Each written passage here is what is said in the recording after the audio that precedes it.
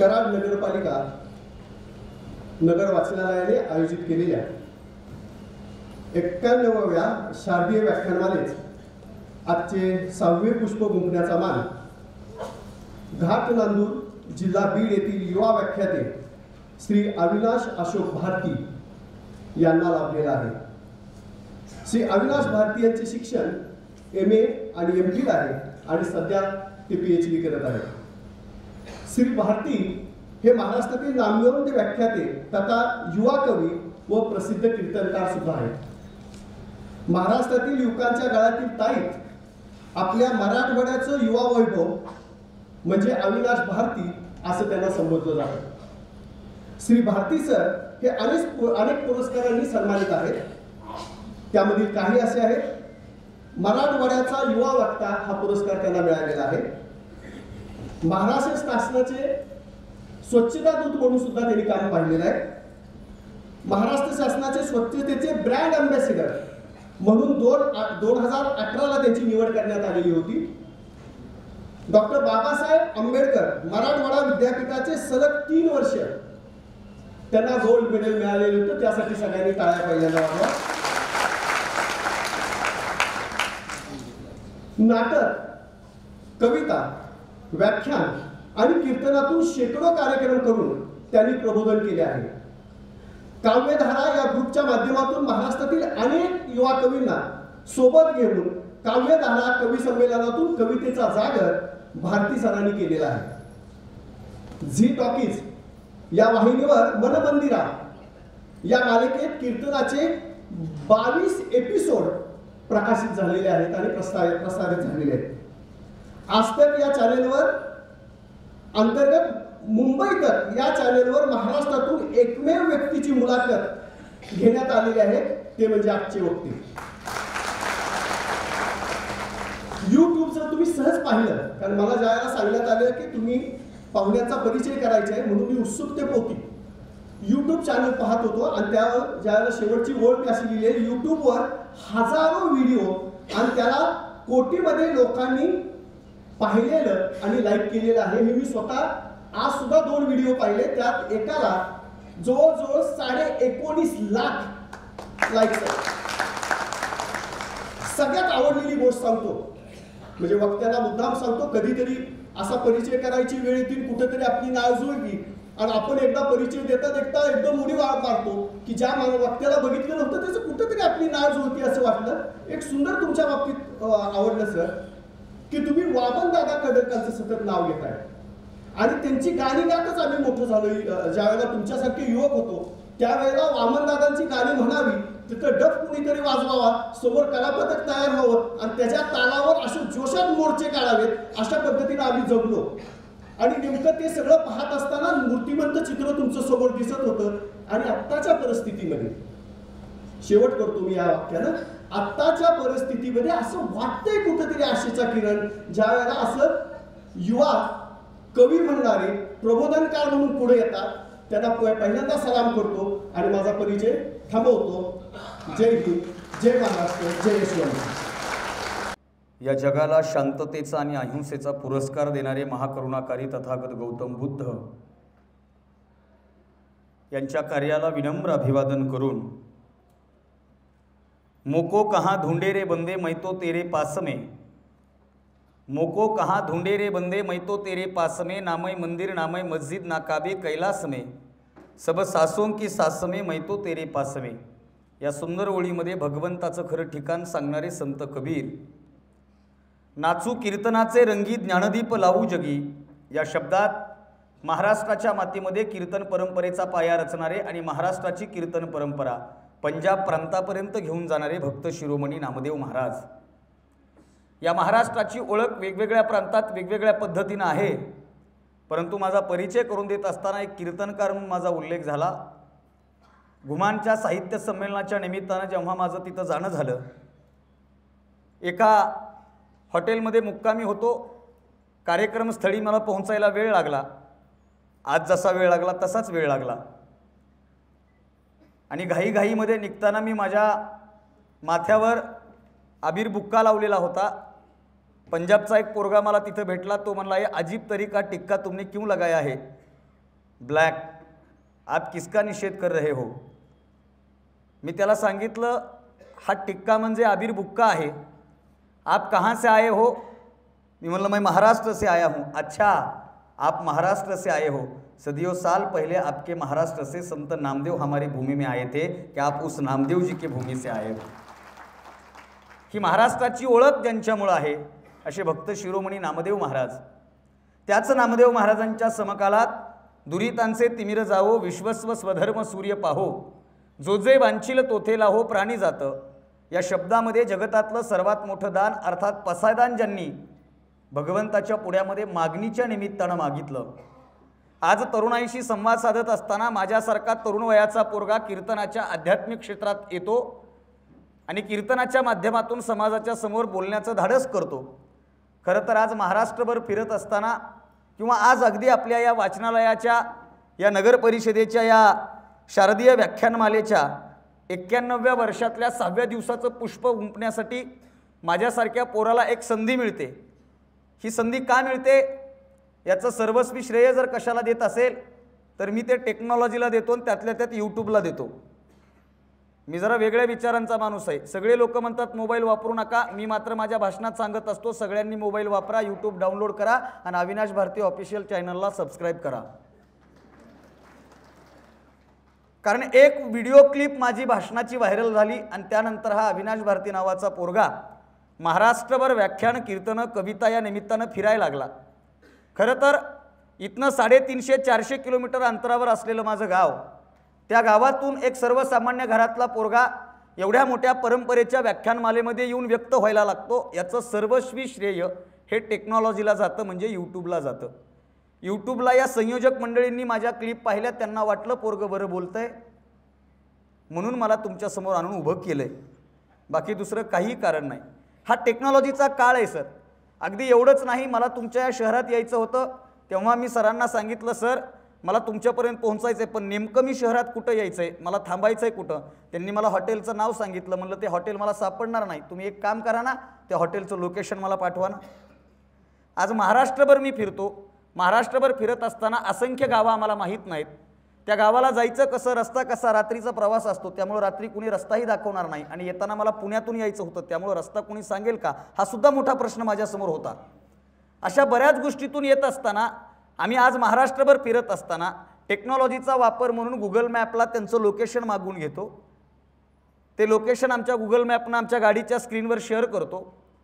निघाल्यापासून इथं पोहोचेपर्यंत मला किती वेळ लागणार आहे, किती घंटे, किती मिनिट, किती मिनी सेकंद लागणार आहेत, जात असताना रस्ता कसा आहे, ट्रॅफिक आहे का नाही, रस्ता क्लिअर आहे का, रस्ता वाकडा आहे की सरळ आहे, रस्त्यामध्ये काही अडचण आहे का, पेट्रोल पंप किती आहेत, हॉटेल किती आहेत, या सगळ्या गोष्टीचं ज्ञान टेक्नॉलॉजी आम्हाला देते। एवढंच कशाला, रात्रीच्या वेळी ड्रायव्हरला झोप लागू नये म्हणून गोड आवाजात एक माऊली आम्हाला सांगत असते, गोल्ड right, take left, go straight. एके दिवशी माझ्या मनात प्रश्न पडला की नेमकं महिलेचाच आवाज का दिलाय, कारण रात्री प्रवासामध्ये महिलाचा आवाज असेल तर हा जागा राहू शकतो, हा कॉन्फिडन्स टेक्नॉलॉजीला सुद्धा आहे।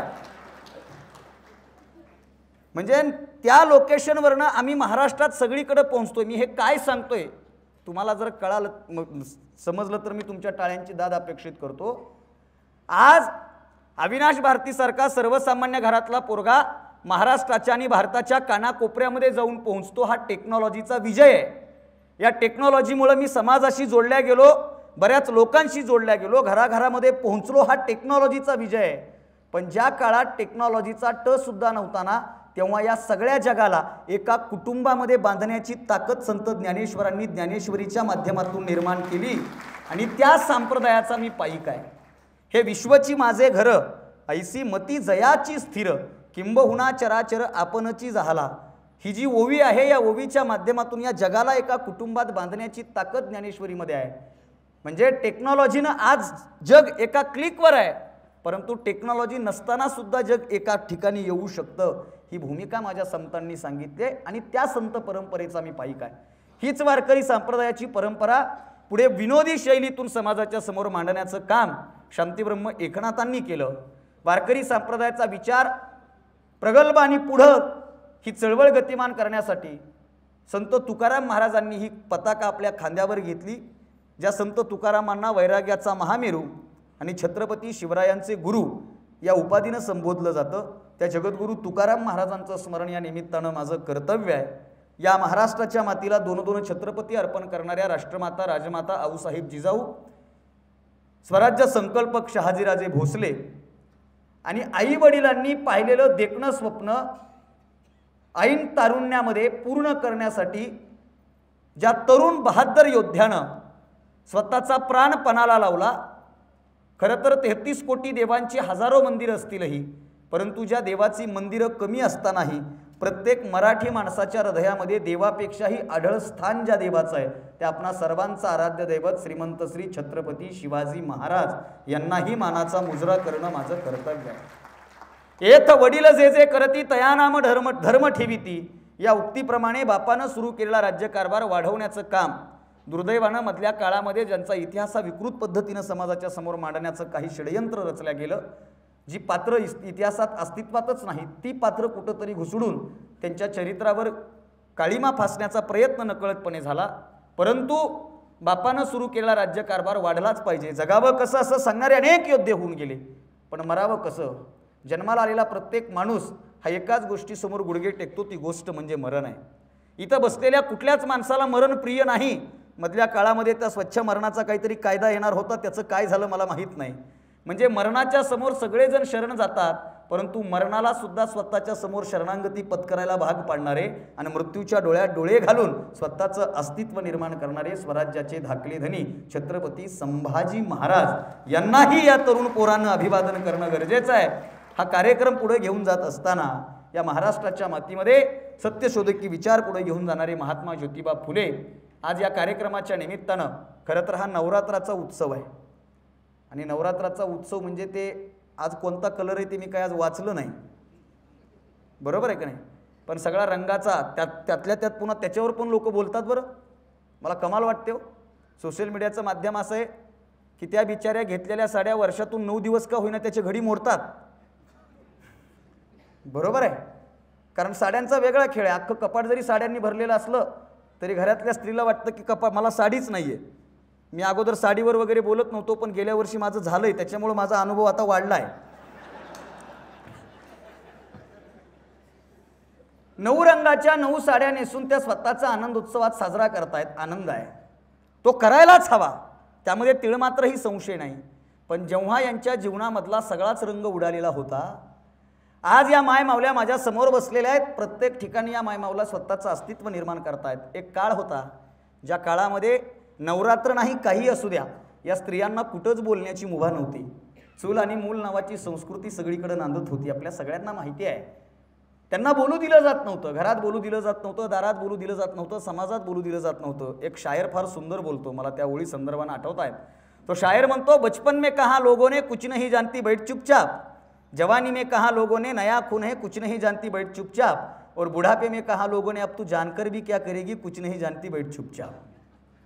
म्हणजे बाल्य वृद्ध बाल्य तारुण्य आणि वृद्ध या तिन्ही काळामध्ये जेव्हा महिलांना गप्प बसवलं जात होतं, त्या काळात या महिलांचा आवाज बुलंद झाला पाहिजे.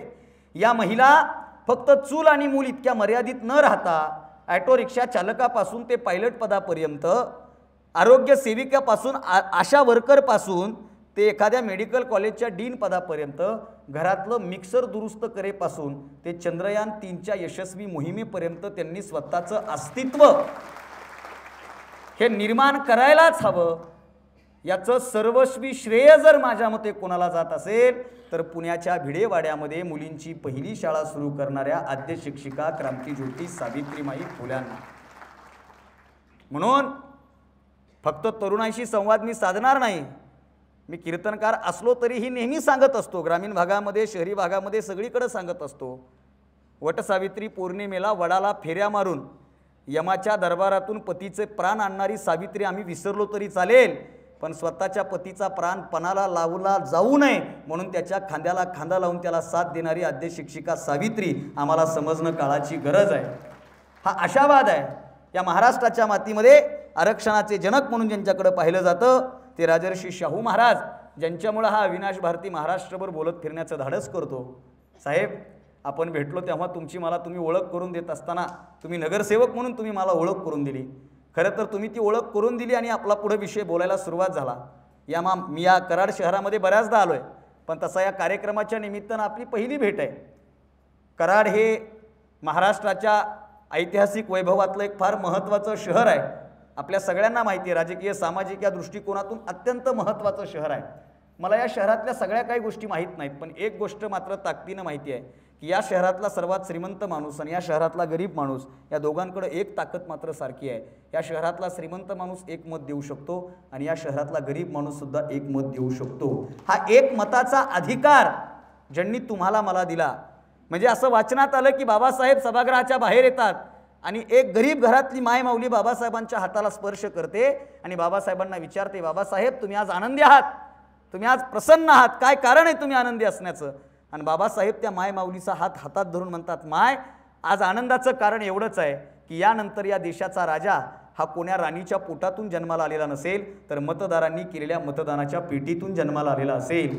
असा लोकशाहीचा सर्वात मोठा पुरस्कार तुम्हाला मला देणारे बुद्धिश्रेष्ठ डॉक्टर बाबासाहेब आंबेडकर जग बदल घालून गाव सांगून गेले. मला भीमराव या शब्दात प्रबोधन करणारे अण्णाभाऊ साठे, दिवसभर गावची घाण साफ करावी, रात्री कीर्तनातून लोकांच्या डोक्यातली घाण साफ करावी, असं महान काम करणारे राष्ट्रसंत गाडगे महाराज, चल चल भैया करे सफाई, कूड़ा कचरा साफ करे, बहुत दिनों से रुका हुआ है मिलकर आज हम खत्म करे. माझा परिचय करून देत असताना मी महाराष्ट्र शासनाचा स्वच्छता दूत म्हणून काम केलं.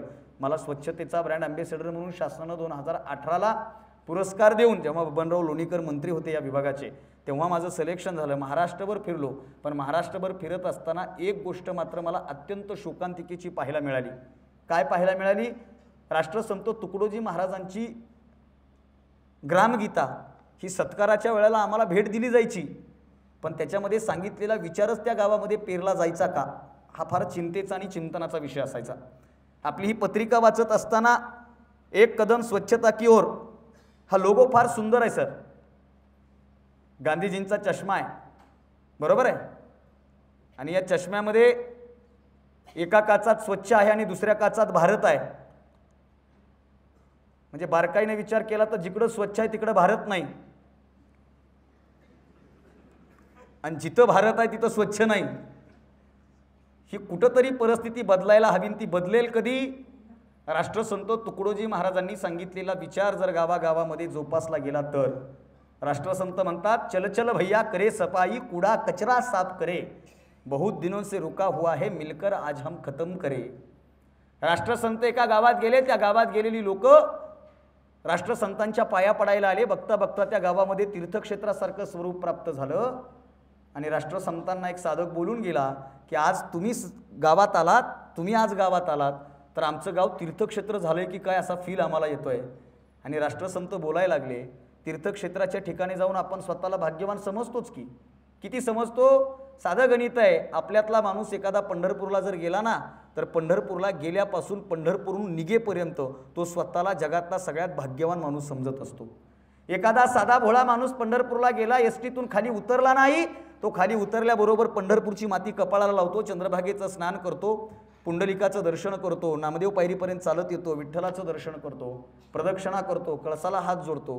त्याची एसटीची वेळ होते तेव्हा एसटीत बसतो. एसटीमध्ये त्याला विंडो सीट भेटते, विंडो सीटला बसलेला असतो. एसटी निघते, एसटी बसस्टँडच्या बाहेर प्लॅटफॉर्म सोडून निघते, आता पंढरपूर सोडणार असते. इतक्यामध्ये तो माणूस त्याच एसटीच्या काचामधनं पंढरपूरच्या मंदिराच्या कळसाला हात जोडतो आणि स्वतःच्या आयुष्याचं सार्थकीकरण झालं असं समजतो. राष्ट्रसंत बोलताना म्हणतात, तीर्थक्षेत्राच्या ठिकाणी जाऊन स्वतःला भाग्यवान समजण्यापेक्षा गावाची स्वच्छता करून गावाला तीर्थक्षेत्राचा दर्जा आपण निर्माण करून देऊ शकतो.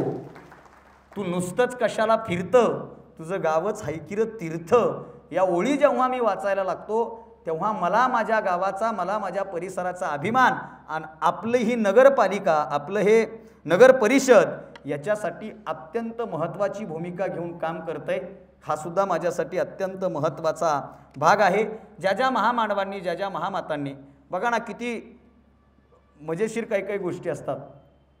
इथल्या इथंच बोलायचं झालं, मी माझ्या भाषणाला सुरुवात केली ना, सुरुवातीच्या नमस्कार या वाक्यापासून मी जेव्हा सुरुवातीला बोलायला लागलो तेव्हा सभागृहामध्ये पहिल्यांदा टाळ्या वाजल्या. छत्रपती शिवाजी महाराजांचं नाव घेतलं तेव्हा.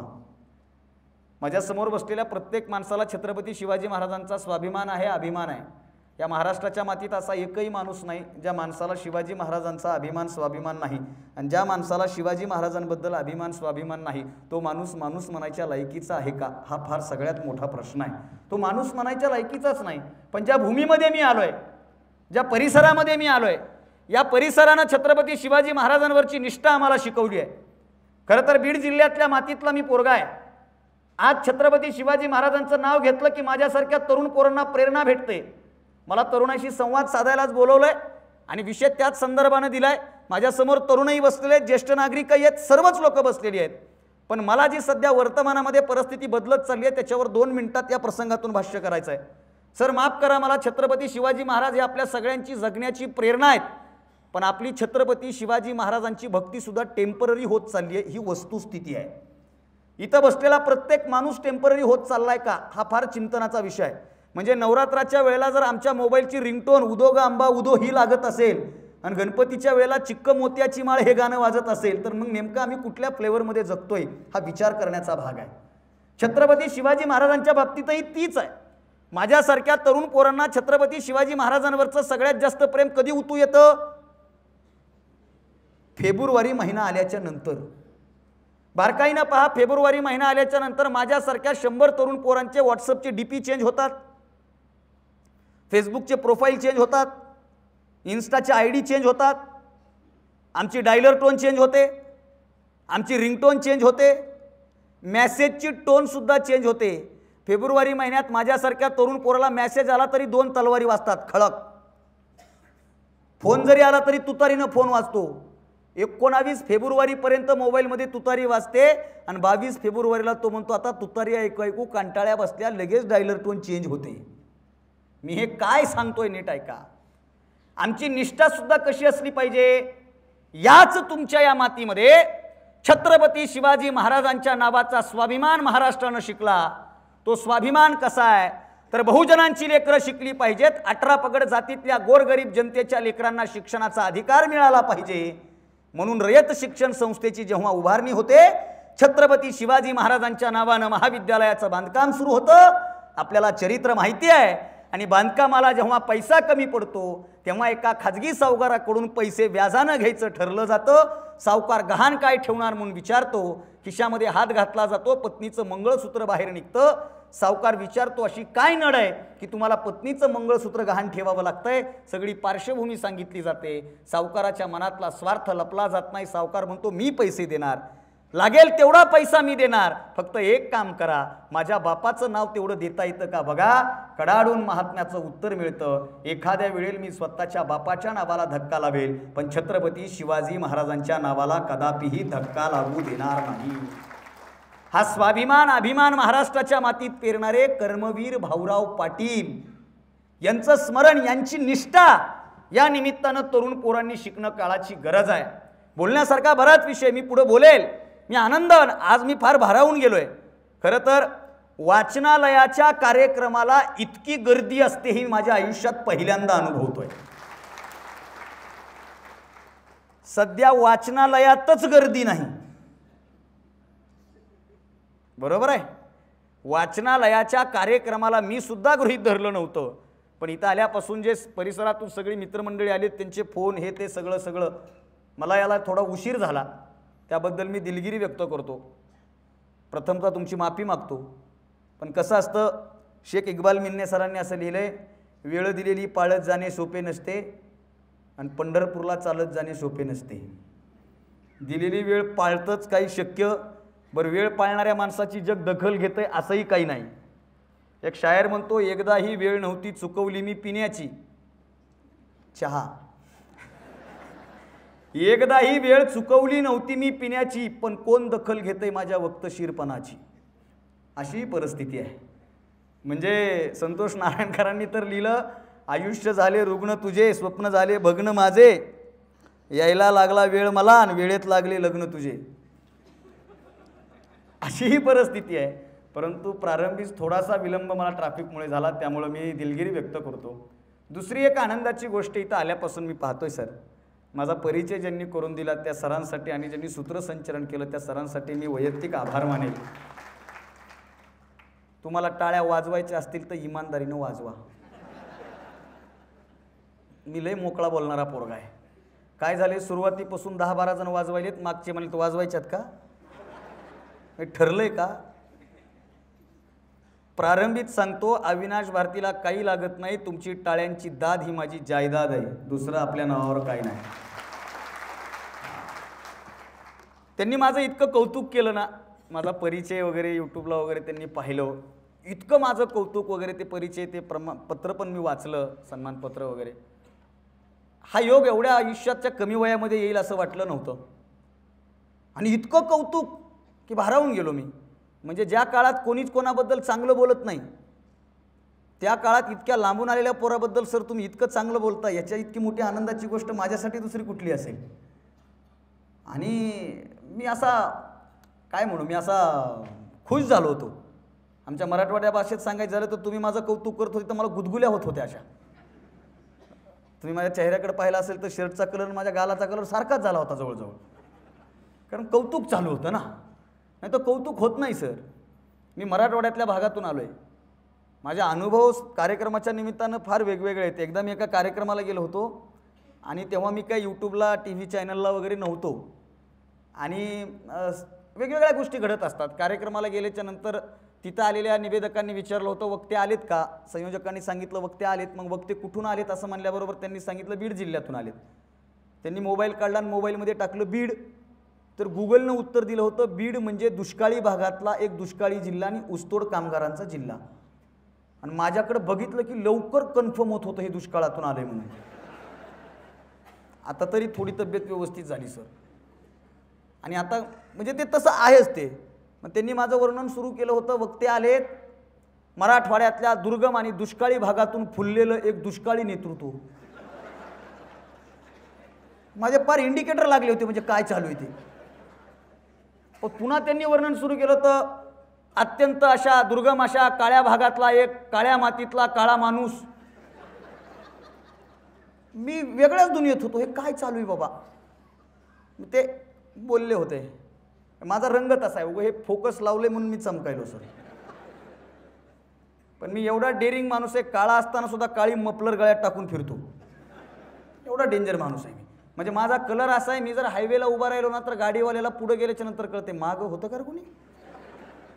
पण आपल्याला आपल्या रंगाचा अभिमान आहे, आपल्याला आपल्या रंगाचा फार स्वाभिमान आहे, कारण काळा रंग निर्मितीचा रंग आहे.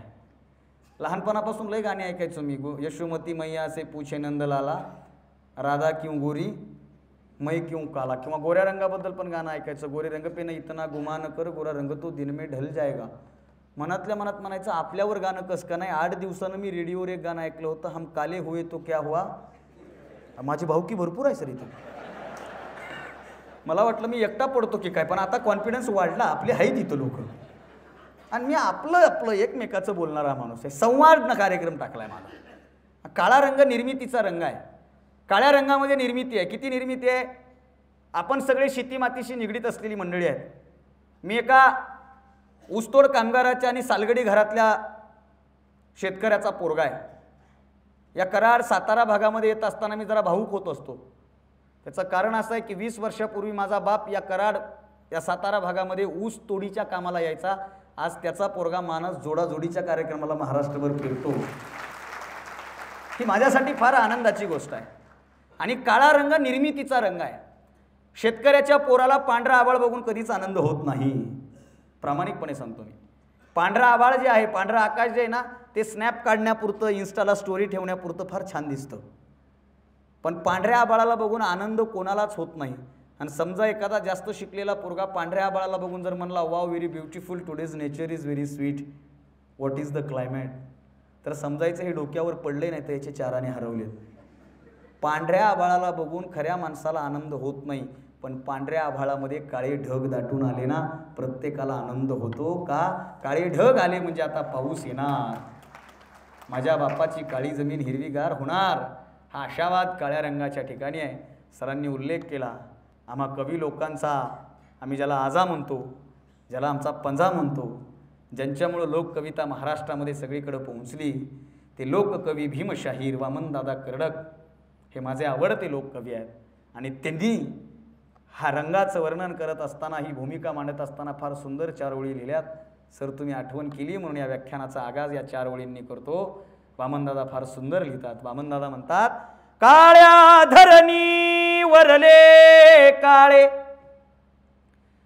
काळ्या धरणी वरले काळे, काळाने विणलेले जाळे, करील काही काळे आता काळ्या करणी सवे, तुफानातले दिवे आम्ही हो, तुफानातले दिवे, तुफानातले दिवे आम्ही हो, तुफानातले दिवे.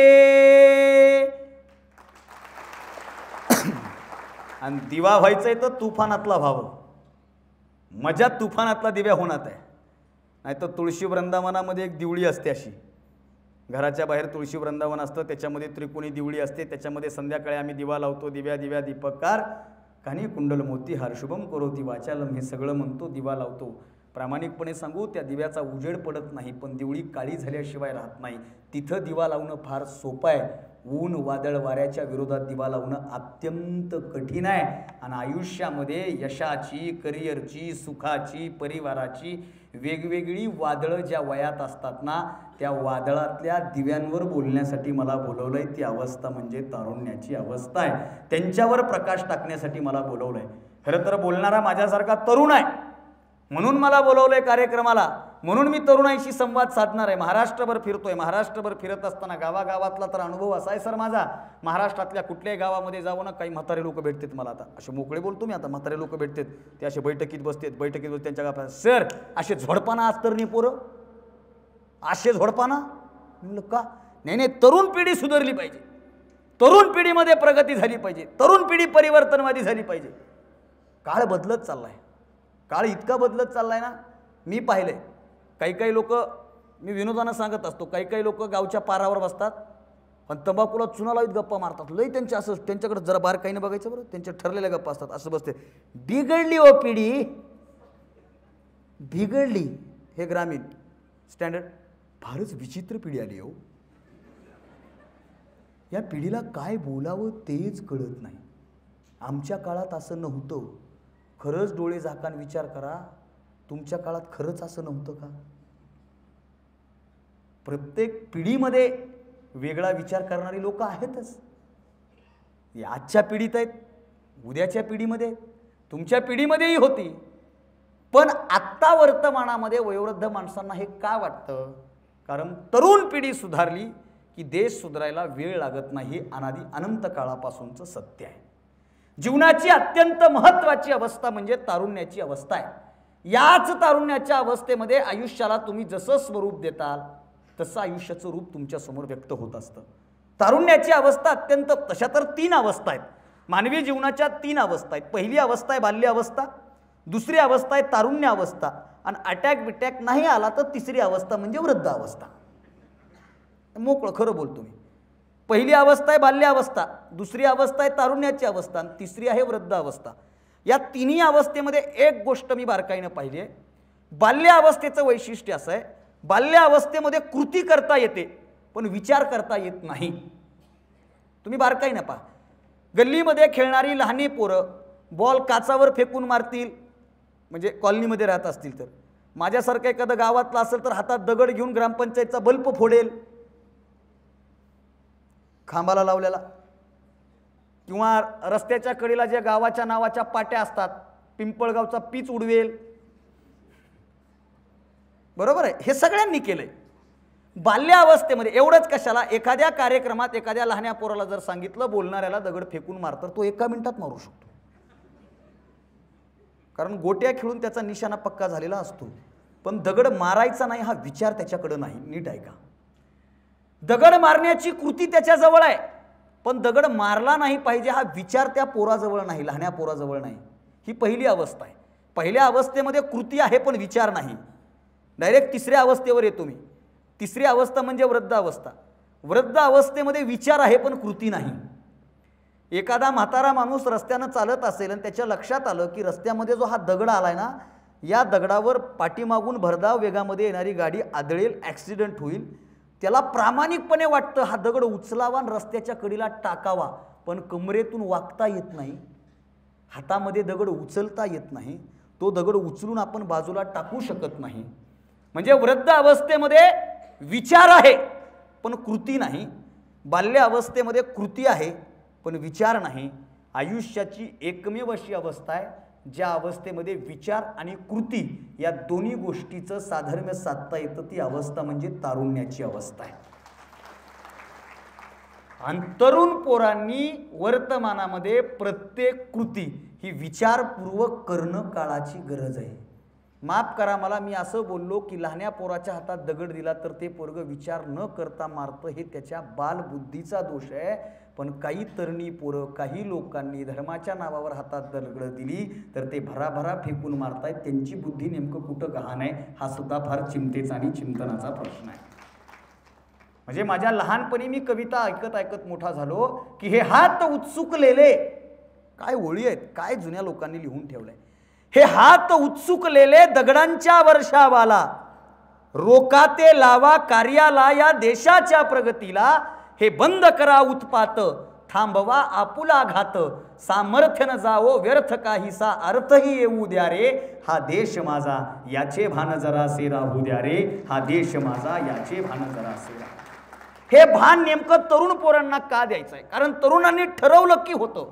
आतापर्यंत जगामध्ये ज्या काही क्रांत्या झाल्यात ना, त्या तरुणांनी केलेल्या आहेत. हा महाराष्ट्राचा, भारताचा, जगाचा इतिहास आहे. इथली सामाजिक क्रांती, राजकीय क्रांती, धार्मिक क्रांती, सगळ्या क्रांत्या या तरुणपणामध्ये झालेल्या आहेत. छत्रपती शिवाजी महाराजांचं नाव मी सुरुवातीला घेतलं, पुढे संदर्भानं पुन्हा आणखीन त्याच्यावर प्रकाश टाकेलच. ऐन तारुण्याच्या उंबरट्यामध्ये छत्रपती शिवाजी महाराजांनी स्वतःचं अस्तित्व निर्माण केलं. वारकरी संप्रदायामध्ये संत ज्ञानेश्वर महाराजांनी ऐन तारुण्याच्या उंबरट्यावर ज्ञानेश्वरीसारखा ग्रंथ लिहिला आणि जगाला पसायदान समर्पित केलं. हे ऐन तारुण्यात झालंय.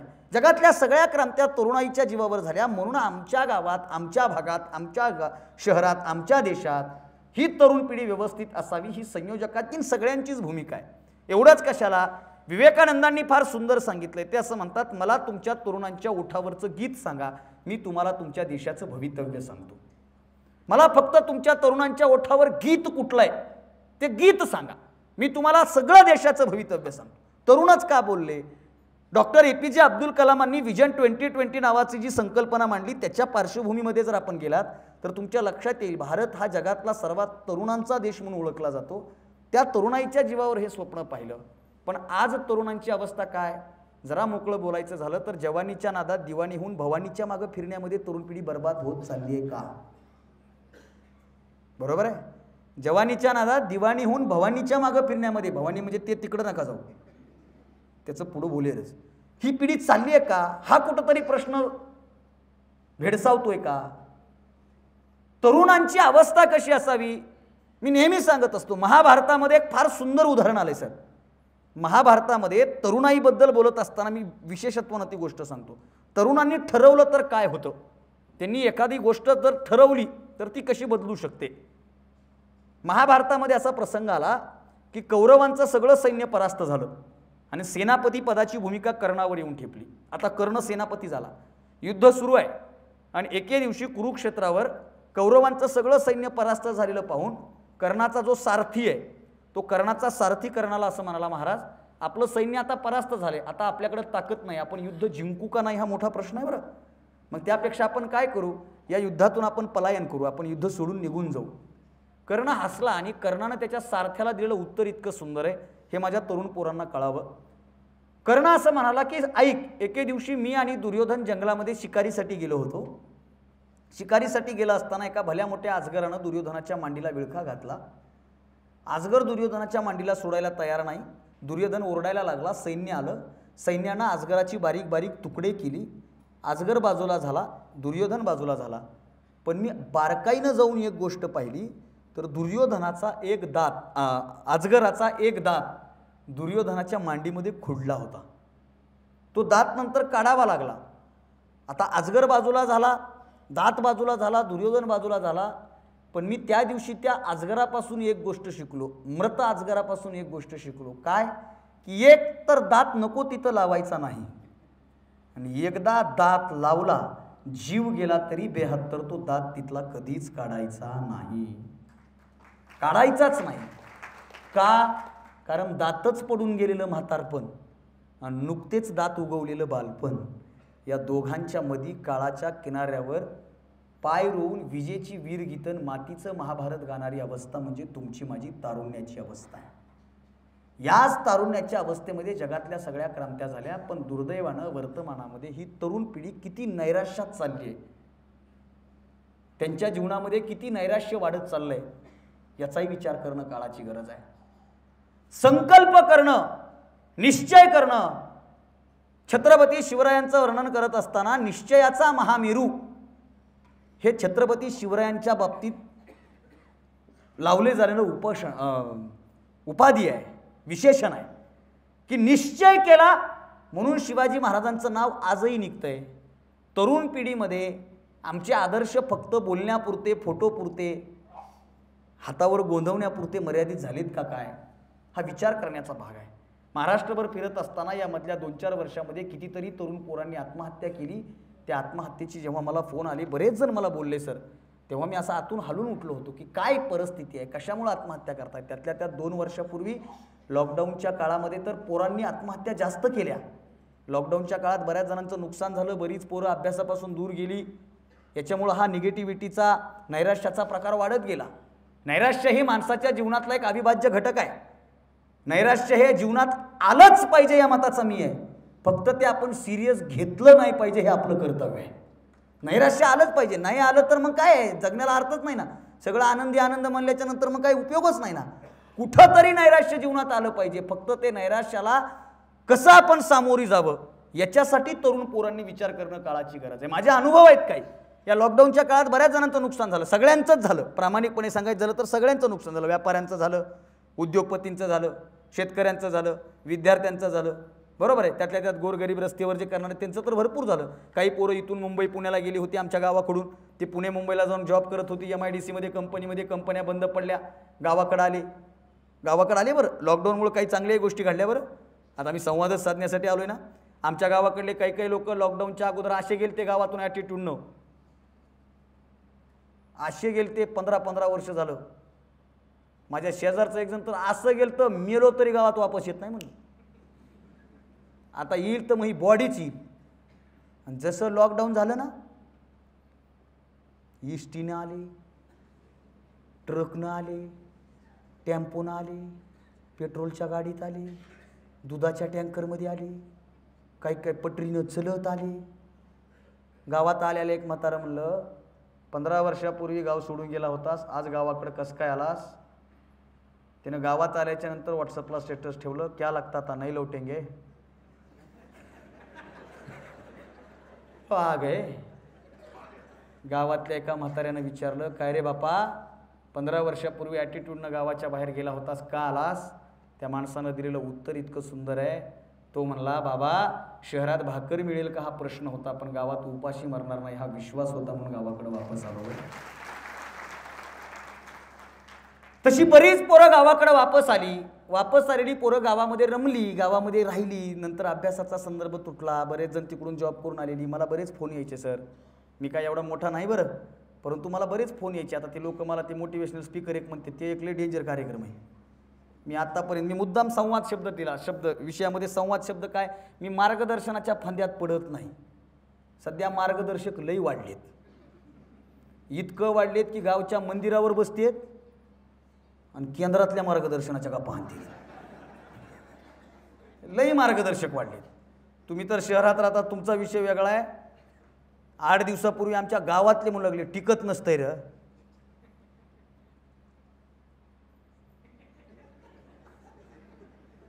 चोवीस हो दे की मग बघ ह्यांचं कसं काय सुरू होतंय.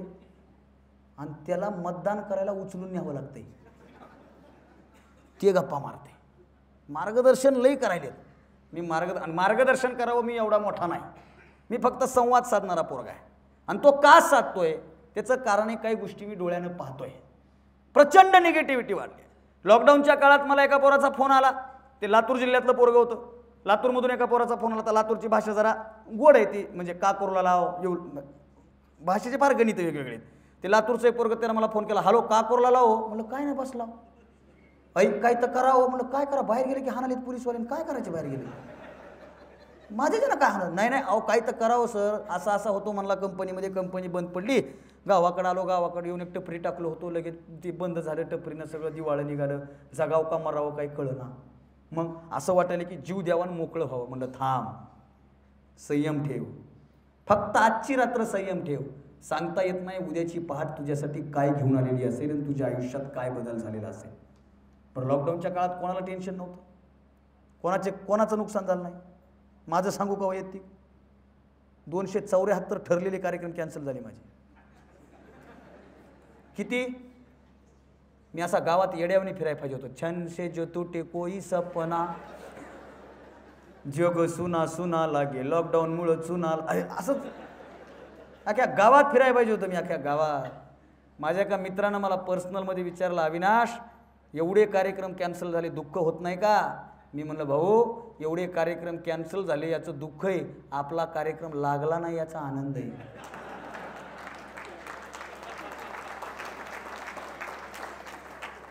सर सलामत तो पगडी पचा. कशाला टेन्शन घ्यायचं आहे? पण वर्तमानामध्ये ही गोष्ट बदलत चालली आहे. वर्तमानामध्ये थोडंसं काही झालं, थोडासा काही हे आला, वेगवेगळी कारण आहेत. तीच नाही म्हणली, तरुण पोऱ्यामध्ये हे एक लय खोड आले. ती नाही म्हणली म्हणून एक जण मेलं. तसं म्हणलं तर मी 10 मरायला पाहिजे होतं. मग विनोद आहे विनोद, लगेच सिरियस घेऊ नका. तीच नाही म्हणली म्हणून कुठं मरणं, कमी टक्के पडले म्हणून मरणं. वाक्य बोलून जात असतो मी. मरायला हिम्मत लागत नाही, जगायला हिम्मत लागते. मरणं लई सोपं आहे हो. ते फाशीवरचा लेख वाचला मी. जगात फाशी का दिली जाते? गटकन जाते म्हणून, लवकर जाते, वेदना होत नाहीत म्हणून. सोपं आहे. नितीन देशमुखांनी लिहिलं, जगणाऱ्याला जीवन कळते, पळणाऱ्याला नाही, जळणाऱ्याला विस्तव कळतो, बघणाऱ्याला नाही. ही वस्तुस्थिती आहे. म्हणून पोरांना सांगणे काढून टाका. संकट आलं, हे झालं, ते झालं. मी आत्ता पाहिलं हो, 10वीच्या एका पोराला 2% कमी पडले म्हणून त्यानं औषध केलं. लोक लय टेन्शनमध्ये सर. पालक बसलेत का इथं, ज्येष्ठ पालक आहेत, त्यांना बी सांगणे जरा पोरावरचं बर्डन कमी करा. संवादच आहे आपला. लय अवघड झालेत सर कार्यक्रम. मोकळा बोलणारा पोरगा आहे मी संभाजीनगरला राहत होतो. संभाजीनगरच्या बोर्डच्या पलीकडे एकदा फिरत गेलो. माझ्या गावातलं एक जण दिसलं म्हणून त्याच्यासोबत गप्पा मारीत बसलो. माझ्या बाजूला आमची गप्पा मारत असताना एक मायमाऊली होती. एक मायमाऊली स्टँडर्ड घरची होती एकदम मायमाऊली. ती आपलं ते रिचेकिंगचा फॉर्म हातामध्ये घेऊन लाईनला उभी होती. ब्रेक झाल्यामुळे सगळी लाईन वगैरे विस्कळीत झाली. आम्ही गप्पा मारीत बसलो. मला बोलायचा नाद. मी म्हणलं काकू कसं काय आलात? ते म्हणे काय नाही, आमच्या बाळाचं रिचेकिंगला फॉर्म टाकायचा आहे. म्हणजे तो नाही का आलाय ना म्हणे, तो काय गाडीत बसलाय, प्रचंडच टेन्शन घेतलं कालपासून, त्यानं काहीच खाल्लं नाही. म्हणलं मग आता काय, रिचेकिंगला टाकायचं आहे. म्हणलं ठीक आहे. बोलता बोलता मग ओळख झाली. असं बोलता बोलता म्हणलं काकू रिचेकिंगला टाकताय, किती पडलेत? ते म्हणले 99.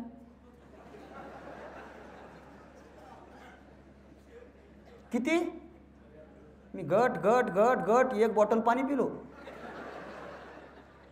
मी त्यांना म्हणलं मग रिचेकिंगला का टाकायचं? एक गेला कुठे? किती? मी म्हणलं मला 99 पडले असते तर मी अख्ख्या गावाला कपडे केले असते.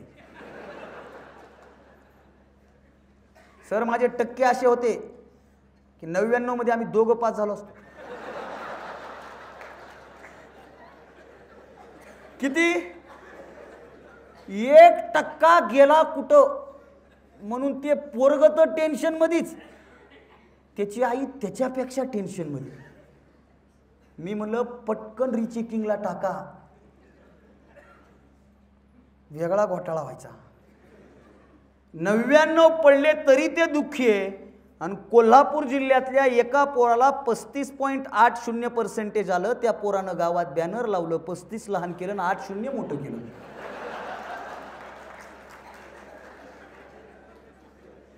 गावात चौकात बॅनर लावलं, गावानं सत्काराचा कार्यक्रम घेतला. सगळ्याला वाटले ह्याला 80 पडलेत. त्याला 35.80 होते. त्यानं पुन्हा भाषणात सांगितलं, बॅनर बारकाईनं बघा, मला 35 आहेत. सांगा ना मला शिक्षणाचा उपयोग काय? 35 पडून ते आनंदी आहे, 99 पडून हे दुःखी आहे. ही जी आपली मानसिकता बदलत चालली आहे ना, तिला कुठंतरी आळा घाला. का नैराश्याच्या गर्तेत पाठवायचं? दुसरी एक गोष्ट आहे, मी मगाशी मोबाईलचं बोललो, टेक्नॉलॉजीचं बोललो, सोशल मीडियाचं बोललो. सोशल मीडियामुळं 80% पोरांमध्ये मानसिक स्वास्थ्य बिघडत चाललं या मताचा मी ठाम आहे. काय होतंय, पोरगं मोबाईल काढतंय, इन्स्टा ओपन करतंय आणि इन्स्टाला रील्स बघतंय. काय बघतंय? रील्स असते हिंदीमधली, बनवणारा कोण ते माहीत नाही, आयडी कोणाची ते माहीत नाही, हे फक्त ऐकतंय. न जाने मेरे जिंदगी में ये क्या चल रहा है, जिधर भी जा रहा हूं नाकामयाबी हासिल हो रही है. अपने तो अपने होते हैं मगर मेरे अपने तो मेरे अपने नहीं है.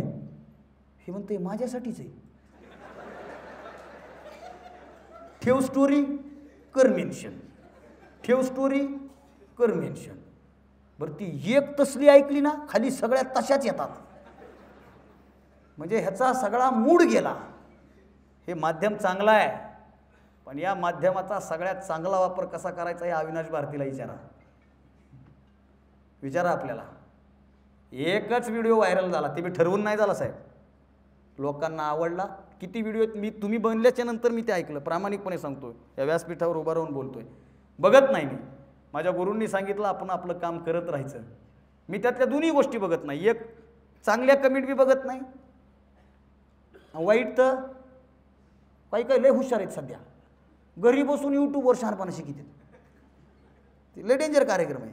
हे आपण यूट्यूबला टाकणार आहेत ना, नाही टाकलं तर टायटल चांगलं द्या. टायटल असं देते, हसून हसून लोक गेले कोमात.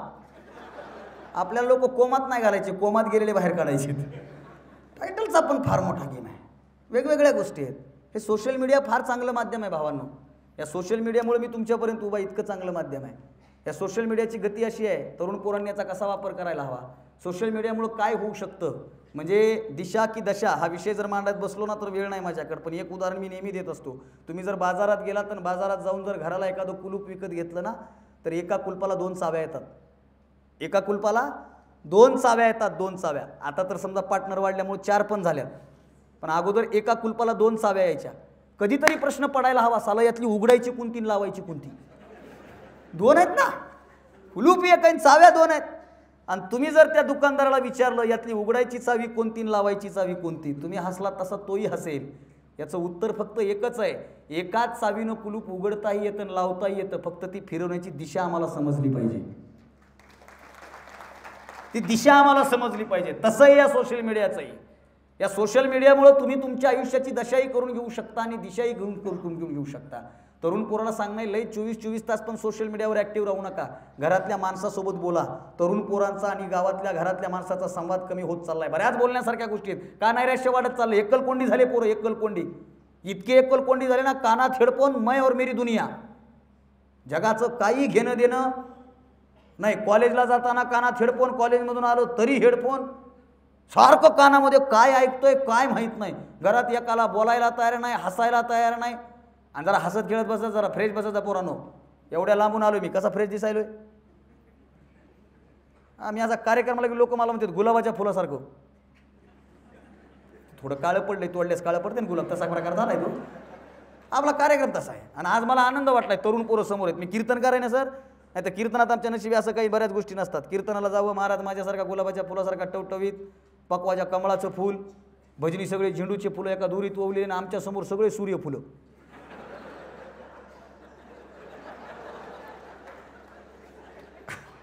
पण तो अनुभव मला भारी असतो. परवा दिवशी एका गावात 3 तास बोललो मी. 3 तासानंतर म्हणलं बरोबर आहे की नाही बाबा. बाबा म्हणले आज घडी, आज मशीन घरी आहे म्हणले. तरुणी पोरं पण इथं आहेत म्हणून हा बोलण्याचा आहे. फ्रेश बसत जरा, आनंदी बसत जा जीवनात. मी लय फ्रेश माणूस आहे. एवढ्या लांबून आलो मी, आले सर म्हणजे तुम्ही जरा स्टेबल नाही, फ्रेश आनंदी राहायचं. माझ्या जीवनाचं एक तथ्य मी माझ्या डायरीवर असं लिहून ठेवले, आयुष्याचा प्रत्येक क्षण मी शेवटचा क्षण म्हणून जगतो. तरुण पोरांना सांगणे, तुमच्या आयुष्याची कमाई तुम्हाला मोजायची आहे ना, तुमच्या चेहऱ्यावर किती हसू आहे याच्यावर तुमच्या आयुष्याची कमाई आहे. इथं बसलेल्या सगळ्याच माणसांना सांगणे, तुमच्या गावात कोण किती श्रीमंत आहे, किती एवढ्या, किती जमीन, काय काय काय माहीत नाही आपल्याला. तुमची जर श्रीमंती मोजायची असेल तर तुम्ही रस्त्यानं चालत असताना समोर येणारा माणूस तुम्हाला बघून हसला ना, जगातले सगळ्यात श्रीमंत व्यक्ती तुम्ही आहात. नाही तर तुम्ही रस्त्यानं चलावून ह्यानं म्हणावं ह्याला बघितले काम होत नाही. अशा माणसानं पटकन मेलं पाहिजे. तर जगूनच उपयोग. हे का सांगतोय मी? अरे आयुष्य आहे, आपलं आयुष्य, हसत खेळत जगा ना. कोण्यातरी तिसऱ्या व्यक्तीमुळं आपल्या आयुष्यामध्ये नैराश्य आणून आपलं आयुष्य बर्बाद करण्यापेक्षा आपलं आयुष्य ज्यांच्यामुळे त्यांचं आयुष्य आणि आपलं आयुष्य आनंदी करण्यासाठी जगायला सुरुवात करा. साधी गोष्ट आहे, साधं गणित आहे. म्हणून दुसरी एक गोष्ट मी पोरांना, तरुण पोरांना सांगणे, काही स्पर्धा परीक्षेची तयारी, मला ती मग म्हणलं सर ती मोटिवेशनल स्पीकर डेंजर कार्यक्रम आहे हा. इमानदार मी लय फिरलो, मी माझ्या मार्क्स मेमोचं पण सांगतो सर. मला मार्क्स म्हणजे मी 10वीला पेढे सुद्धा वाटले नव्हते. 10वीला पेढे वाटणं आता लय अवघड झाले. आपण जावं, आपण पेढे विकत घ्यावे, आपण पैसे खर्च करावे, आपण कॉलनीत जावं, समोरच्या काकाला पेढा द्यावा. काकांना तो गपचूप खावा ना. काका पेढा हातातच ठेवतात आणि म्हणतात कशाचे. मग आपण म्हणावं 10वीचे किती पडले, आपण म्हणावं 95. बरं, कोणतं सेंटर होतं?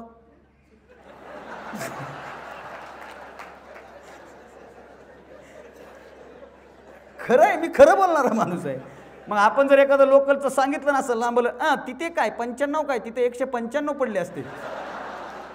बरं, काकाचे विषय 3 गेलेत 10वीला. ते लय अवघड आहे. बरं, आपण कमी सांगावे, लाज वाटते का पेढे वाटाय? त्याच्यामुळे मी पेढेच वाटले नव्हते. पण आतापर्यंत महाराष्ट्रातल्या कुठल्याच कार्यक्रमाला माझी टक्केवारी नाही विचारली, कुठंच नाही विचारली टक्केवारी. आयुष्यात तुमची टक्केवारी तुमचं आयुष्य ठरवू शकत नाही, ही सगळ्यात मोठी गोष्ट आहे. आपल्या टक्केवारीवर विषय होता. आणि मी माझ्या क्षेत्रात आलो म्हणून आज तुमच्या समोर उभा आहे. मी माझी शैली डेव्हलप केली म्हणून मी माझ्या प्रत्येक निगेटिव्हिटीला कसं पॉझिटिव्ह करता येईल ते बघितलंय. हां, मी पेटलो होतो. आता इथं स्पर्धा परीक्षेची तयारी करणारे काय असतील ना, मी पेटलो होतो सर. 12वीला मी होतो. मला सर म्हणले अरे 3 वर्षात ग्रॅज्युएशन होईपर्यंत अभ्यास होतो. मी पेटलो ना. तात्याचा ठोकळा बिकळा आणून ठेवला मी. फुल तयार, रजिस्टर केले सगळ्या विषयाला. कशाचं काय ते झेपच ना आपल्याला, झेपच ना सर मला. ते काही सांगू द्या, मला ते घुसच ना. आणि पहिल्यापासून माझं हेच वैशिष्ट्य होतं, मला 20-20 पानाचं भाषण पाठ होत होतं, पण 5 पानाचा प्रश्नच पाठ होत नव्हता. मला माझे सर मारत म्हणायचे यार 20-20 पानाचं भाषण पाठ करतोय सण, तुला 5 पानाचा प्रश्न पाठ करणं होत नाही. कसं काय होत नाही, मला सारखं म्हणायचे. हा, पण एक गोष्ट झाली, महाराष्ट्रातल्या जवळजवळ 80% स्पर्धा परीक्षा सेंटरला अविनाश भारती सध्या प्रमुख पाहुणा म्हणून जातो. कर्मवीर करिअर अकॅडमीला परवा आता आम्ही एका 15 PSI मंडळींचा सत्कार केला. मलाच लाज वाटू लागली त्यांचा सत्कार करताना.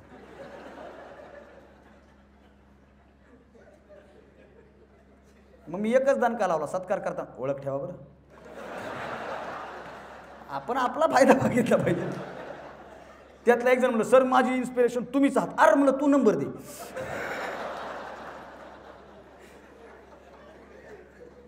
मॅनेज करता आलं पाहिजे ना, हे जगता आलं पाहिजे.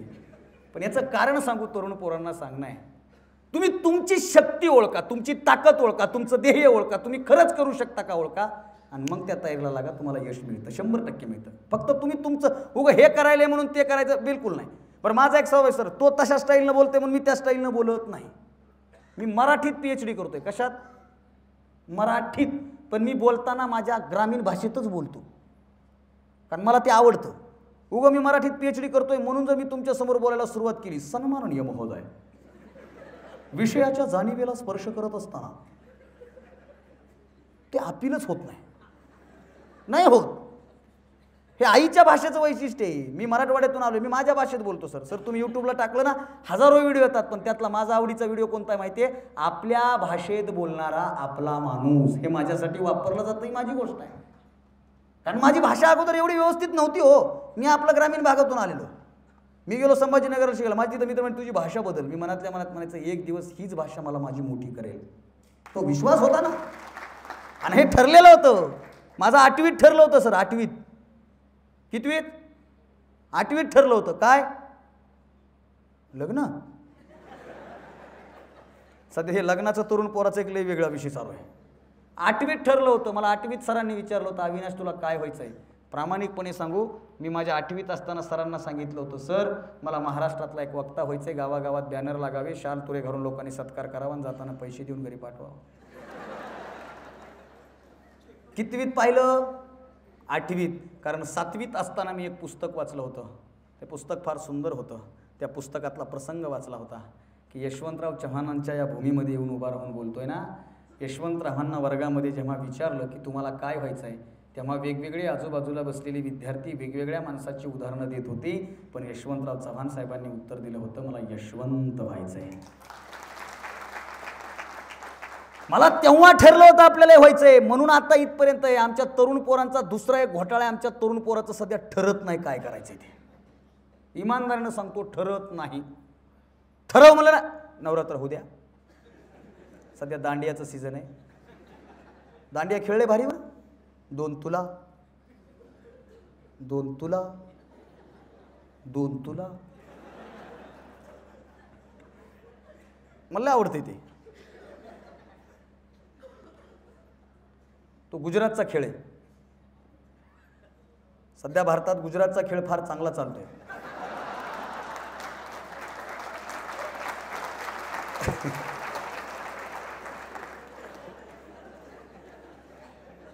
मी गरब्याचं बोलतोय.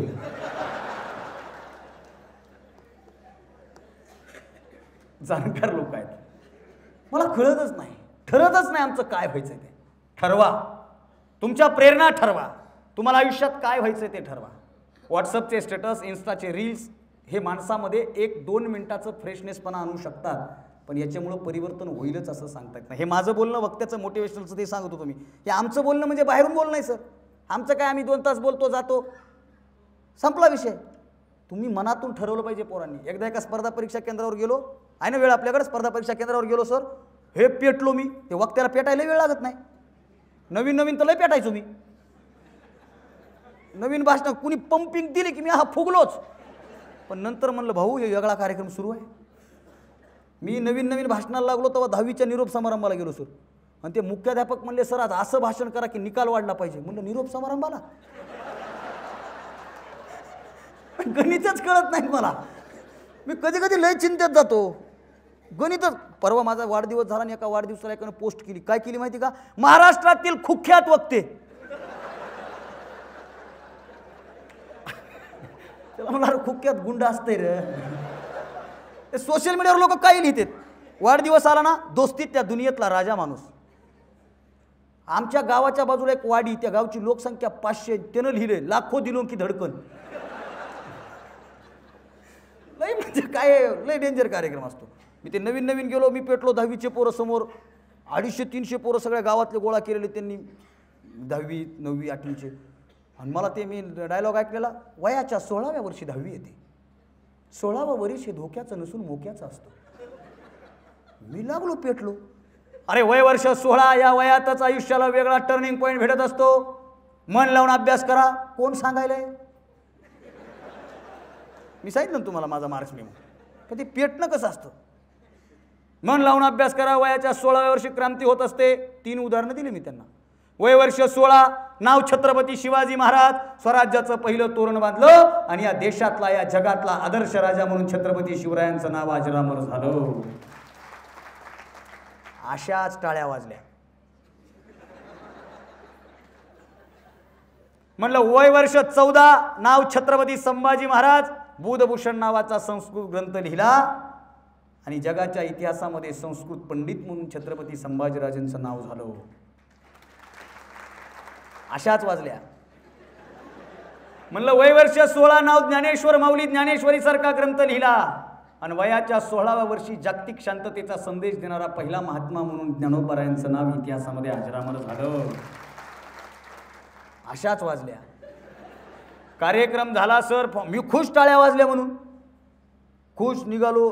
काही 4-5 पोरं भेटले. म्हणलं कसं रे, बरं वाटलं का? ते मला जरा 2 मिनिट बोलायचे तुम्हाला. म्हणलं बोल ना. त्याने मला बाजूला नेलं. ते म्हणला सर ठीक आहे, तुम्ही म्हणले ते आता बरोबर आहे, मी आता इथून पुढे अभ्यासाला लागणार. बघा तुम्ही निकाल येते की नाही. अभ्यास करतो सर. आमच्या वयाची तुम्ही एवढे चांगले दाखले दिले, आम्हाला फार छान वाटलं सर. पण सर माझी एक इच्छा आहे. म्हणलं काय? आमच्या गुरुजीच्या वयाच्या असताना भगतसिंग फासावर गेले ते, हे पण कधी सांगत जा. इमानदारनं तवापासून हे उदाहरण आजच दिलंय मी. विषय वेगळा आहे तो फार. एका तर अकॅडमीमध्ये एवढं बोललो सर, एवढं बोललो, बाप रे, ती गावातली काही पोरं बसली होती ती असं डोक्यावर मारून घेऊ लागलं. मुंग्याच काढल्या रे म्हणे. हे म्हणलंय म्हणे बघ पुढच्या वर्षीपर्यंत पोस्ट काढतो, सत्काराला ह्याचाच कार्यक्रम ठेवतो म्हणे. बघ म्हणणार इतकं पेटलो ते, निघताना असं फाय फाय करीतच. हे आवाज बिले भारी असतात बरं, काही भावना या बोलायची गरज नाही. असले आवाज आले की मला आग लागली आहे कुठंतरी. हे आवाज माणसाला पुढेही नेतात आणि मागेही नेतात. असाच एक आवाज आहे. बर असे का हे पण आवाज फार डेंजर आहे सर. माझं एक वैशिष्ट्य सर, मी माझ्या गावाकडे कार्यक्रमच करीत नाही, करीतच नाही.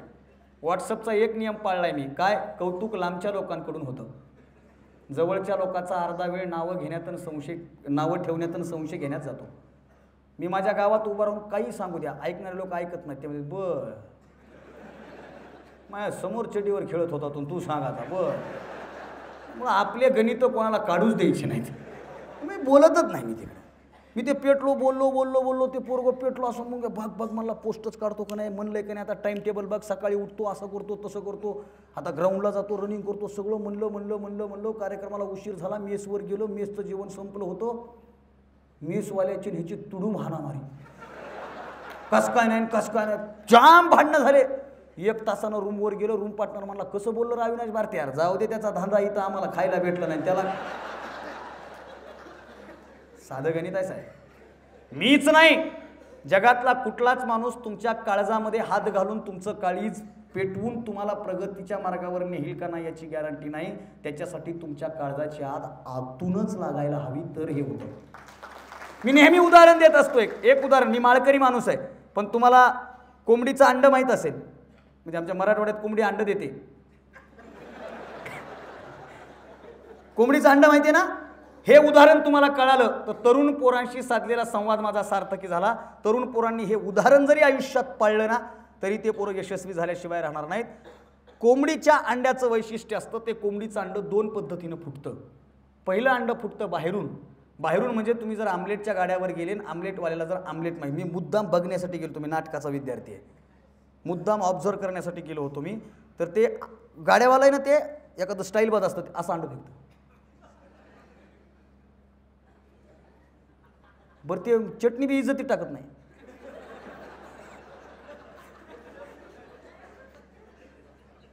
ऐका, आमलेटच्या गाड्यावर जाऊन तुम्ही आमलेट मागितलं तर अंड तेच असतं, पण क्षणात त्याचं अस्तित्व संपतं आणि ते आमलेट होतं.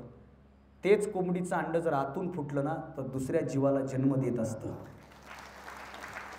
लक्षात घ्या, कोंबडीचं अंड बाहेरून फुटलं तर त्याचं अस्तित्व संपतं, पण तेच कोंबडीचं अंड जर आतून फुटलं ना तर नव्या जीवाला जन्म देत असतं. माणसानं आतून फुटणं काळाची गरज आहे. त्या पोरांनी आता आतून फुटून ठरवलं पाहिजे काय करा. ठरलं पाहिजे, तुमचं मनात आलं पाहिजे. तरुण पोरांनी ठरलं की बदल होतो, होत नाही. लॉकडाऊनचा सगळ्यात चांगला विचार सांगू, लॉकडाऊनचा माझा अभ्यास आहे. महाराष्ट्रामधले बरेच गावागावातली पोरं शहरात शिकायला होती, ती पोरं 7-8 वर्षानंतर गावाकडे वापस गेली. वापस जाऊन 2 वर्ष पोरं गावात राहिली, गावाचा अभ्यास केला, गावाच्या विकासाचा अभ्यास केला. 2 वर्षामध्ये गावामध्ये राहिलेल्या पोरांनी संघटन केलं. त्या पोरांनी गावामध्ये ग्रामपंचायतच्या इलेक्शनला सहभाग घेतला आणि महाराष्ट्रातल्या 80% ग्रामपंचायतमध्ये तरुण पोरं निवडून आले. हे ग्रामपंचायतमध्ये लॉकडाऊनच्या काळात झालेलं परिवर्तन आहे. होत नाही, होतं. तरुण पोरांनी ठरवलं की होतं. ठरलं पाहिजे, फक्त तुमच्या मनात आलं पाहिजे, आपण हे केलं पाहिजे. पण आमचा घोटाळा असा आहे की आम्ही फक्त, मी म्हणलं ना, नको त्या गोष्टी पाळत चाललोय. तुमच्या जवळची प्रेरणा लांबून घ्यायची गरज नसते, दुसऱ्या देशातली प्रेरणा घ्यायची गरज नाही, तुमच्या जवळची प्रेरणा घ्यायची गरज आहे. पण आमच्या प्रेरणा सुद्धा बदलल्यात. मी एका शहरात गेलो सर, माझा कार्यक्रम झाला, मी लय साधा माणूस आहे हो. कार्यक्रम झाला, मी हॉलमध्ये बेडरूममध्ये झोपलो होतो, सकाळी उठलो आणि त्याच्या हॉलमध्ये आलो. हॉल बघतोय, प्रशस्त हॉल, 1 नंबर हॉल.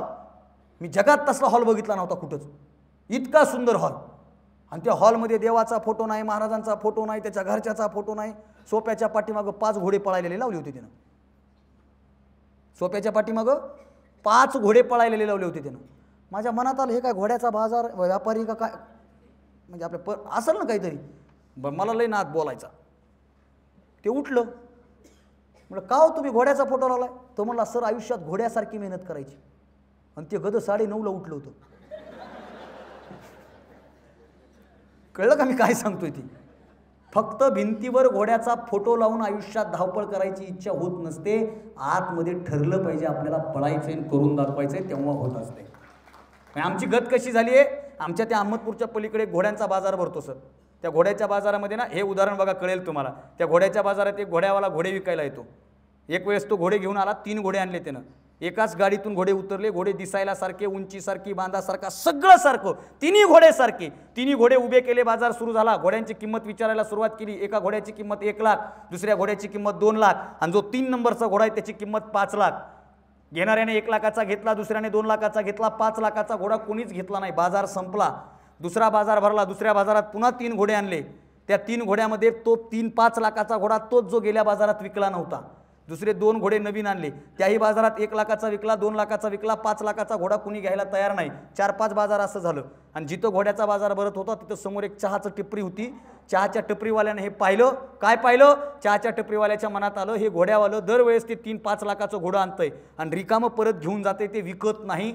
बरं बारकाईनं पाहिलं तर त्यानं 1 लाखाचं घोडं 50,000नं दिले, 2 लाखाचं घोडं 1.5 लाखानं दिले, पण 5 लाखाचं घोडं मागच्या बाजारात 4.5 लाखानं मागितलं तरी त्यानं ते दिलं नाही.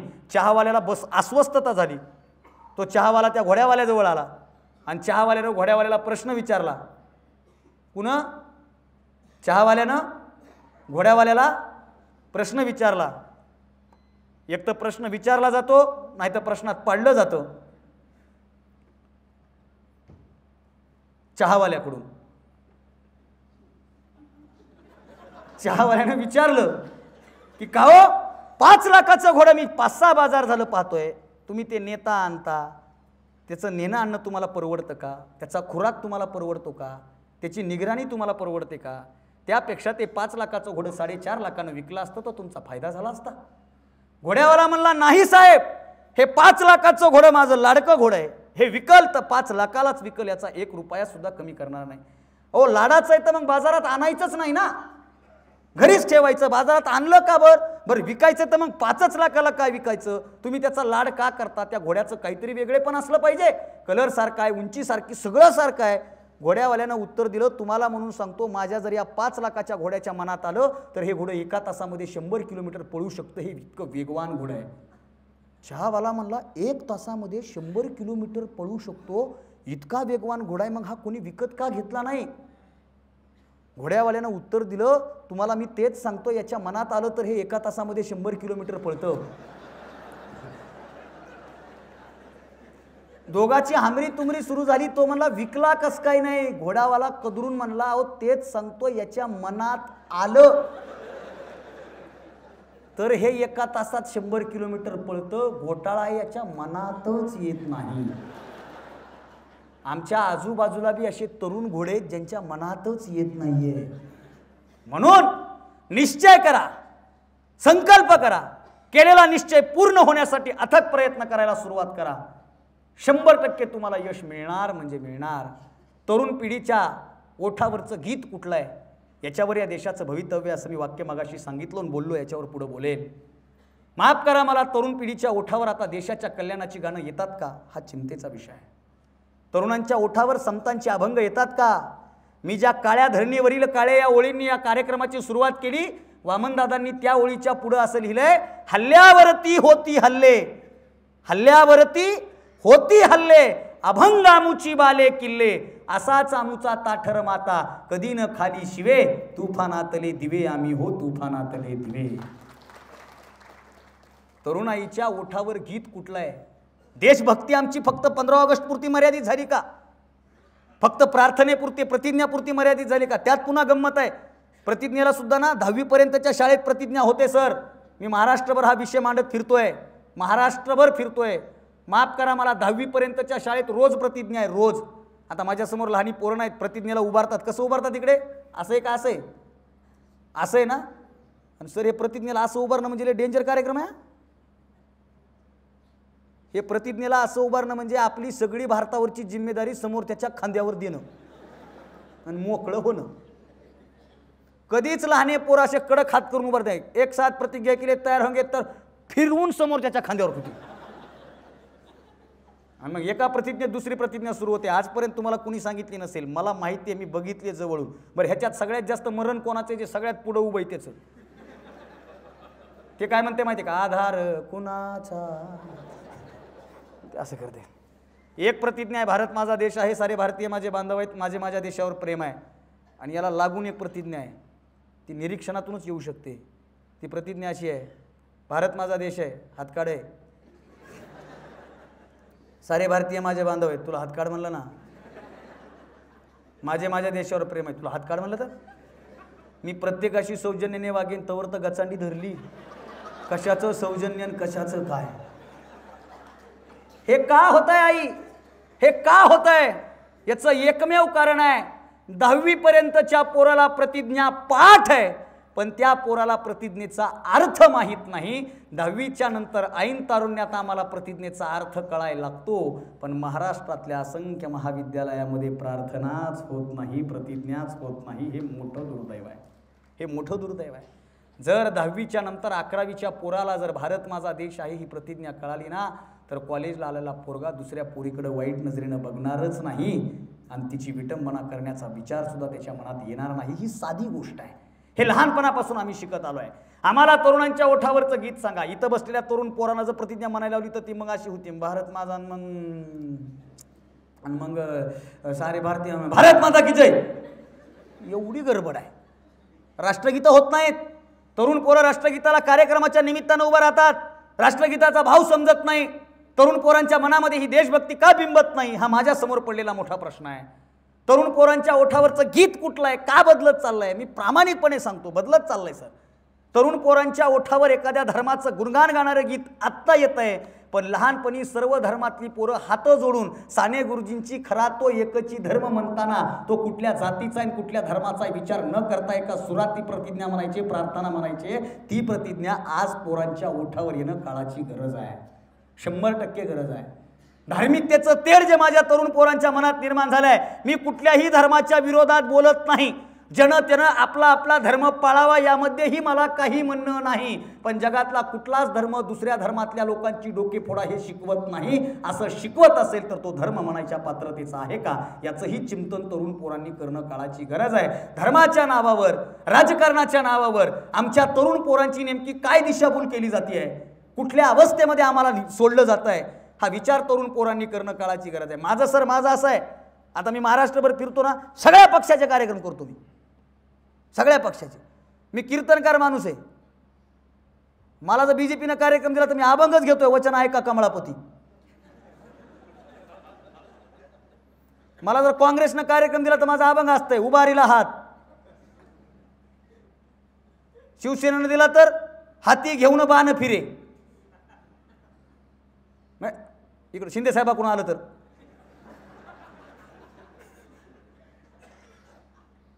इकून आलं तर माझं हेही नाही तेही नाही.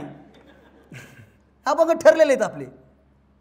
पण विशिष्ट अशा पक्षाच्या प्रचारात किंवा त्यांच्याबद्दल बोलून दुसऱ्याच्या भावना दुखवायचा प्रयत्न मी आत्तापर्यंत केला नाही, हे मला सांगायचं आहे. सगळ्यांशी संबंध आहेत, पण एखाद्या संबंधामुळे दुसऱ्याच्या भावना दुखावतील असा प्रयत्न होऊ नये, हे तरुण पिढीनं ठरवणं गरजेचं आहे. काळाची गरज आहे. भावांनो, आपली पिढी ही जगाची सर्वात उच्चतम पिढी आहे. आपण एक वेगळा आयाम आणू शकतो.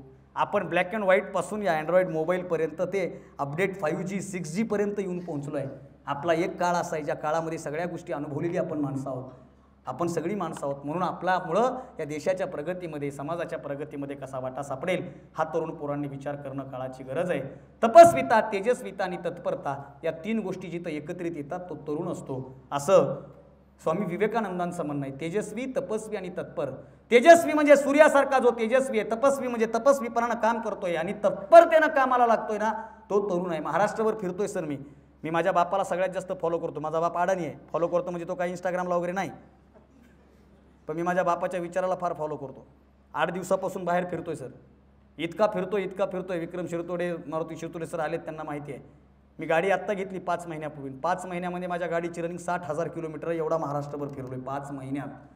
हा महाराष्ट्रभर फिरतोय. 15 दिवसापूर्वी घरी गेलो आणि घरी गेल्याच्या नंतर माझ्या आईनं मला बघितलं. आई मुली नग कार्यक्रमाला जाय अडाणीत माझ्या घरातले साधे बोळे आहेत. म्हणले नाही नाही कार्यक्रम करायचाच नाही, काही घेणं देणं नाही. कोण म्हणलं मला?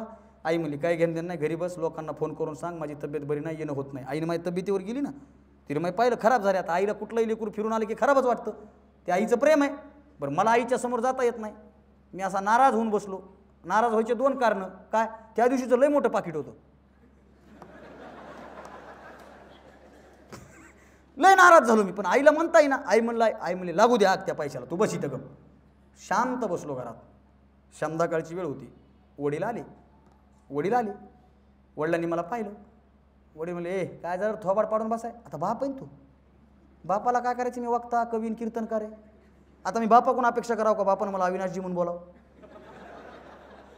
पोरांना हे एक सांग नाही, एक तर पोरं बापाला बोलत नाहीत, बापाबद्दल बोलत नाहीत, आणि बापानं आम्हाला मान सन्मानानं बोलावं. हां या अपेक्षाच करू नका. बापानं मला हव्याच म्हणलं पाहिजे, त्याच्यात प्रेम आहे, हव्याच म्हणलं पाहिजे. आणि ज्या दिवशी समजायचं आपला बाप आपला अविनाशजी म्हणून बोलायला लागलाय, त्या अर्थी समजायचं आपलं काहीतरी हुकलंय. एवढा मान चालू आहे म्हणजे काय नाही. वडील म्हणजे काय झालं थोबाड पाडून बसाय, संध्याकाळच्या वेळा असं बसायचं नसतं. मी म्हणलं मला कार्यक्रमाला जायचं होतं, आई जाऊ देत नाही, आई नको म्हणते. वडील म्हणजे कुठं जायचं आहे? मला नांदेडला जायचं आहे. किती तास लागतात? मला जायला 2 तास, यायला 2 तास, कार्यक्रमाचे 2 तास, 6 तासाचा खेळ आहे पप्पा सगळं. ठीक आहे जा, काही हरकत नाही. मी लगेच बॅग बिग भरली, निघालो. आई आली. आई म्हणजे कुठं चाललास? होय घरात. मलाच कळलं ना. मग मी ह्यांच्या दोघांचं दिलं झोपून. मला पप्पा जा म्हणालेत, आई नगं म्हणाली, पप्पा जा म्हणालेत, आई नगं म्हणाली. मग ते दोघं जणच बसले बोलत. मला कस करू? वडील म्हणले जा रे. आई म्हणली तब्येत जाऊ दे, एवढं सीझन असते, पुन्हा काय? कोणाचं वाक्य आहे? मी लय मोकळा बोलतो बरं, असं आपलं पडद्यात काय नाही सगळं. वडील म्हणले जाऊ दे, एवढं सीझन असते, पुन्हा लॉकडाऊन झाल्यास काय ह्यालाच बघत बस नाही, जा. मी म्हणलं पप्पा खरं जाऊ? वडील म्हणले जा, जवळजवळ आलास की मला मिस कॉल मार, माझी मी गेट उघडतो. आणि पाठीवर हात ठेवून बापाने एकच वाक्य वापरलं, बाळा जा फिर. हे तरुण वय आहे तुझं, या वयात महाराष्ट्रभर फिरशील, या वयात महाराष्ट्र पालता घालशील, या वयात माणसं जोडशील, तर उतार वयामध्ये हेच जोडलेले माणसाने हाच केलेला प्रवास तुझ्या आनंदाच्या कारणाचा असेल. अडाणी बापानं सांगितलं. पुन्हा म्हणलं पप्पा असं कसं काय? वडील म्हणले ऐक, हे 10 वर्ष फिर, हे 10 वर्ष कष्ट घे, हे 10 वर्ष कशाचाही विचार न करता कष्ट घेत घेत महाराष्ट्रभर फिर, उरलेले 50 वर्ष आनंदात जग. आणि हे 10 वर्ष इथं मजा मारत फिर, उरलेले 50 वर्ष तुला कष्ट करत फिरावं लागेल. हे अडाणी बापानं सांगितलेलं तत्वज्ञान इथं बसलेल्या सगळ्या पोरांना समजावं. हे 10 वर्ष कष्ट करा, हे 10 वर्ष भूक मारा, झोप मारा, अभ्यास करा, या 10 वर्षामध्ये एखादी नोकरी मिळवा, या 10 वर्षामध्ये यशाचं शिखर गाठा. उरलेले 50 वर्ष तुम्ही त्या यशाच्या शिखरावरून खाली उतरणार नाही, तिथं बसून जीवनाचा आनंद घेणार. आणि या 10 वर्षामध्ये जीने के हे 4 दिन, बाकी हे मोक्कार दिन म्हणून फिरत राहा. मग आयुष्यभर कष्ट करत राहा. व्यवहार तुम्हाला माझ्यापेक्षा जास्त कळतो, हा व्यवहार तुम्हाला समजावा ही एक इच्छा आहे. माझा कीर्तनकार म्हणून उल्लेख झाला साहेब, इथं बसलेल्या सगळ्या पोरांना सांगणं आहे. हा अविनाश भारती नावाचा पोरा मी कीर्तनकार वाटत नाही बरं सर. कीर्तनकार म्हणले की लोकाला 3 गोष्टी फिट झाल्यात. कीर्तनकार म्हणले की त्याची भली मोठी गाडी, बपक्याची बपक्या बॉडी, लांबलचक ठुलेली दाढी. गाडी आता घेतली, बॉडी तुमच्या समोर उभी आहे, दाढी आता ठेवायला लागलोय.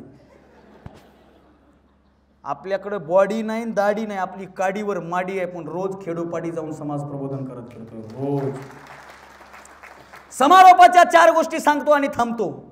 भावांनो, आयुष्यात यश मिळवायचं आहे. सगळ्या तरुण पोरांना सांगणं यश मिळवायचंय. का मिळवायचंय सांगू? त्या लातूरच्या कार्यक्रमामध्ये 15 PSI मंडळींचा सत्कार केला म्हणून मी तुम्हाला सांगितलं. त्या सत्काराच्या वेळेला त्यांचे आई वडील सत्काराला आले होते. ते सत्कार होत असताना मी एका PSI महोदयांचा सत्कार करत होतो आणि इतक्यामध्ये त्याचे गावातले अत्यंत ग्रामीण आई वडील स्टेजवर आले.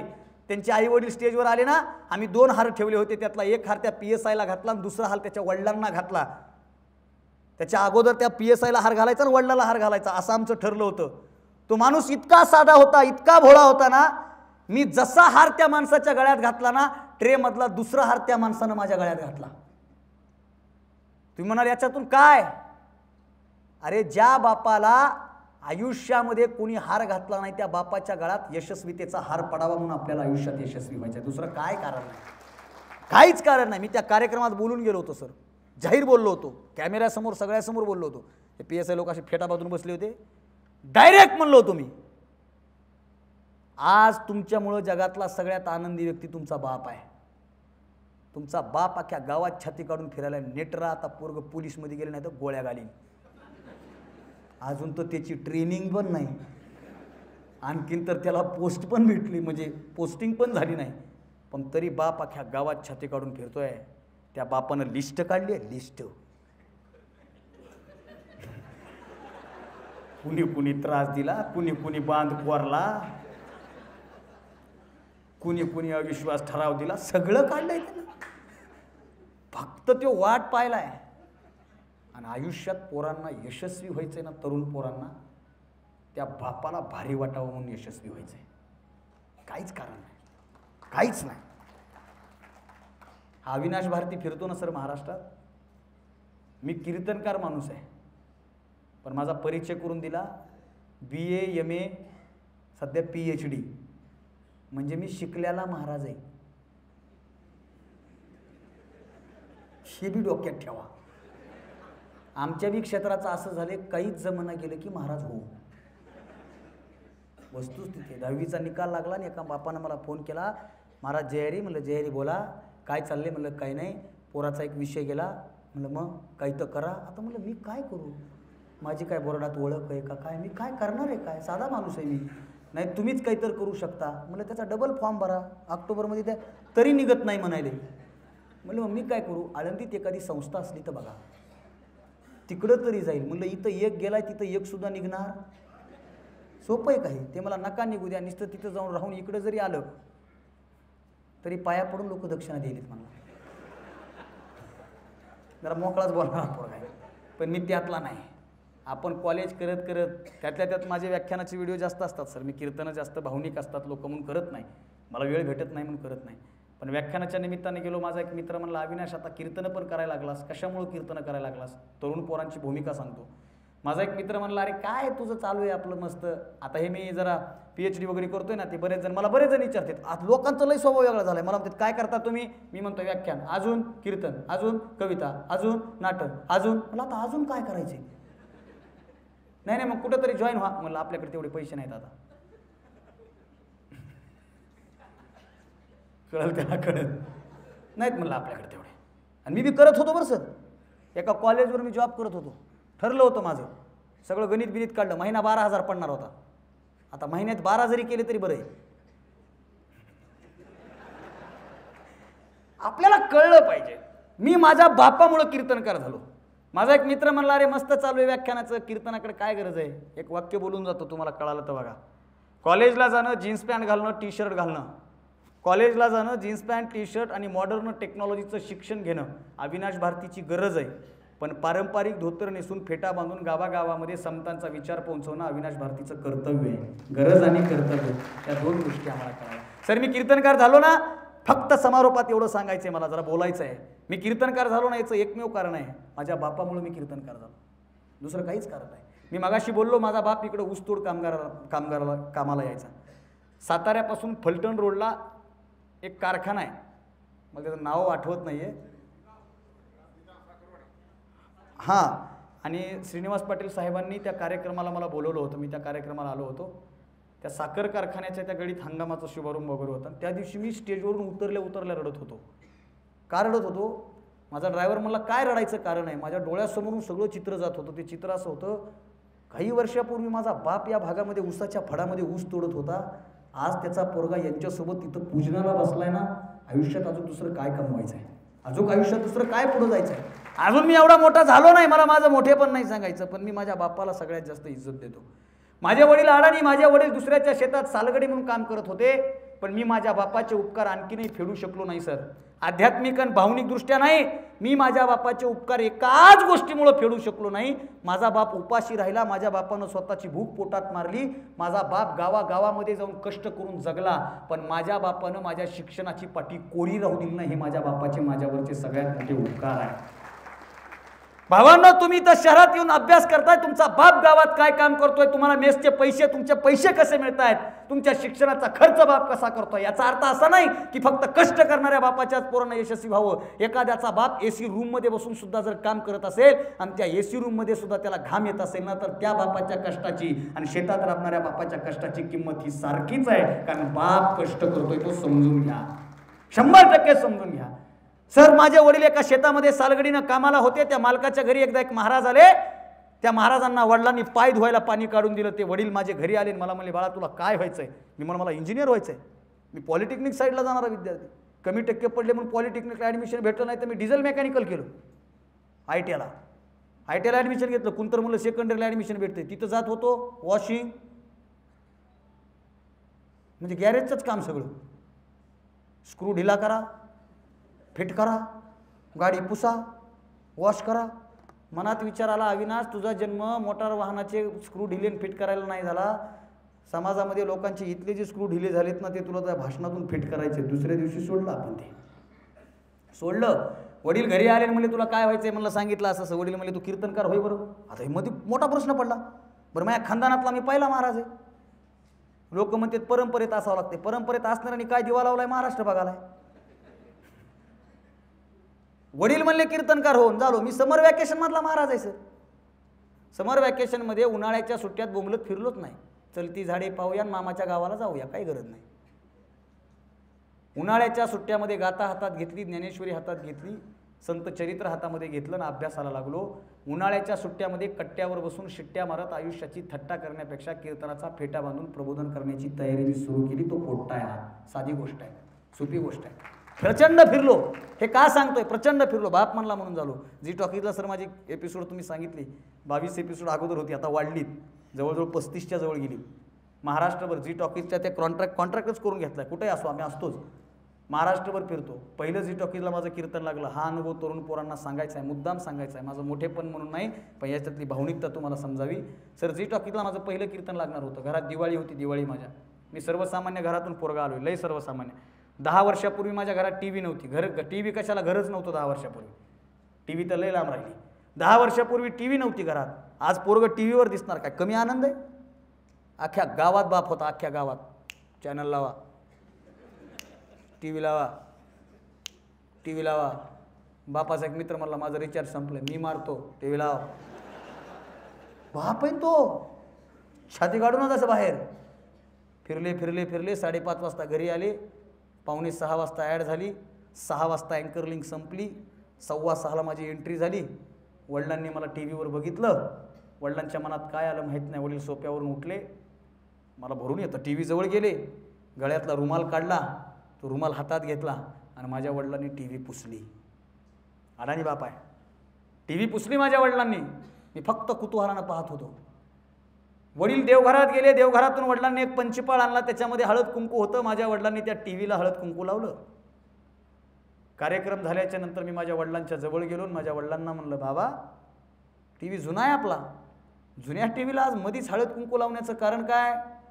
माझ्या अडाणी बापानं उत्तर दिलं, येड्या, ह्या डबड्यात आतापर्यंत दुसरे हिरो बघितलेत, आज माझा हिरो डबड्यात गेलाय म्हणून डबड्याला हळद कुंकू. हे का सांगतोय? त्या दिवशी मी माझ्या डायरीमध्ये एक वाक्य लिहून ठेवलं की माझ्या बापासाठी जर मी हिरो असेल तर मी मरेपर्यंत माझ्या आयुष्याचा हिरो माझा बाप असला पाहिजे. माझा बाप असला पाहिजे. बापाला हिरो म्हणा. जो पोरगा बापाला हिरो म्हणतो ना, वर्तमानामध्ये काही गाबडे हिरोला बाप म्हणाले. तू 100% म्हणाले. तरुण पोरांनी कोणाला बाप म्हणावं ते जरा नीट विचार करून ठरवा. बाप आपला असतो, आपल्या बापाला आपण बोलायला तयार नाही. मी माझ्या बापाला इतकं मानतो की मी माझ्या बापाच्या समोर कोणाच्याच बापाला मानित नाही, इतकं मानतो. कळलं तुम्हाला? हे पोरं माफ करा मला, मी बघत आलोय चित्र सगळं. हे IPL BPL सुरू झालं ना, IPL, त्यातल्या त्या 2 टीम सगळ्या शहरामध्ये, त्या 2 टीमच लय सतावायल्यात, MI आणि CSK. अख्ख्या शहराला वैताग आहे त्यांचा. कधी कधी तर प्रश्न पडते, शहरात ठीक आहे, 6 मारतो धोनी, गालात असते साक्षी वहिनी, फटाकड्या गावात. कवा ऐकाव्या त्यांनी? कवा ऐकाव्या? ते धोनी एकदा खेळू लागलं, माझा आवडता खेळाडू आहे, मला मॅच आवडतो बरं, पण माझा सगळ्यात आवडता मॅच आहे भारत विरुद्ध पाकिस्तान. लय आवडतो आपल्याला, जीव तोडून बघतो मी. ते मॅचचं मला कधी कळत नाही. IPL मला कळत नाही. IPL मध्ये 6 मारणारा बी आपलाच आणि कॅच घेणारा बी आपलाच, रडाव का हसाव. ते फार मोठा घोटाळा होतो. ते धोनी खेळता खेळता आऊट झालं. माझ्या जवळच्या मित्रानं स्टेटस ठेवलं, टायगर आता थकलाय. फोटो कोणाचा आणि खाली डायलॉग काय, टायगर आता. मी त्याला मला पिंजऱ्यात बंद करा, कोणी शिकारी बिकारी करायची त्याची. ते धोनीनं दुसरा मॅच जिंकला, त्या पोरानं स्टेटस ठेवलं, टायगर अभी जिंदा आहे मेरे दोस्त.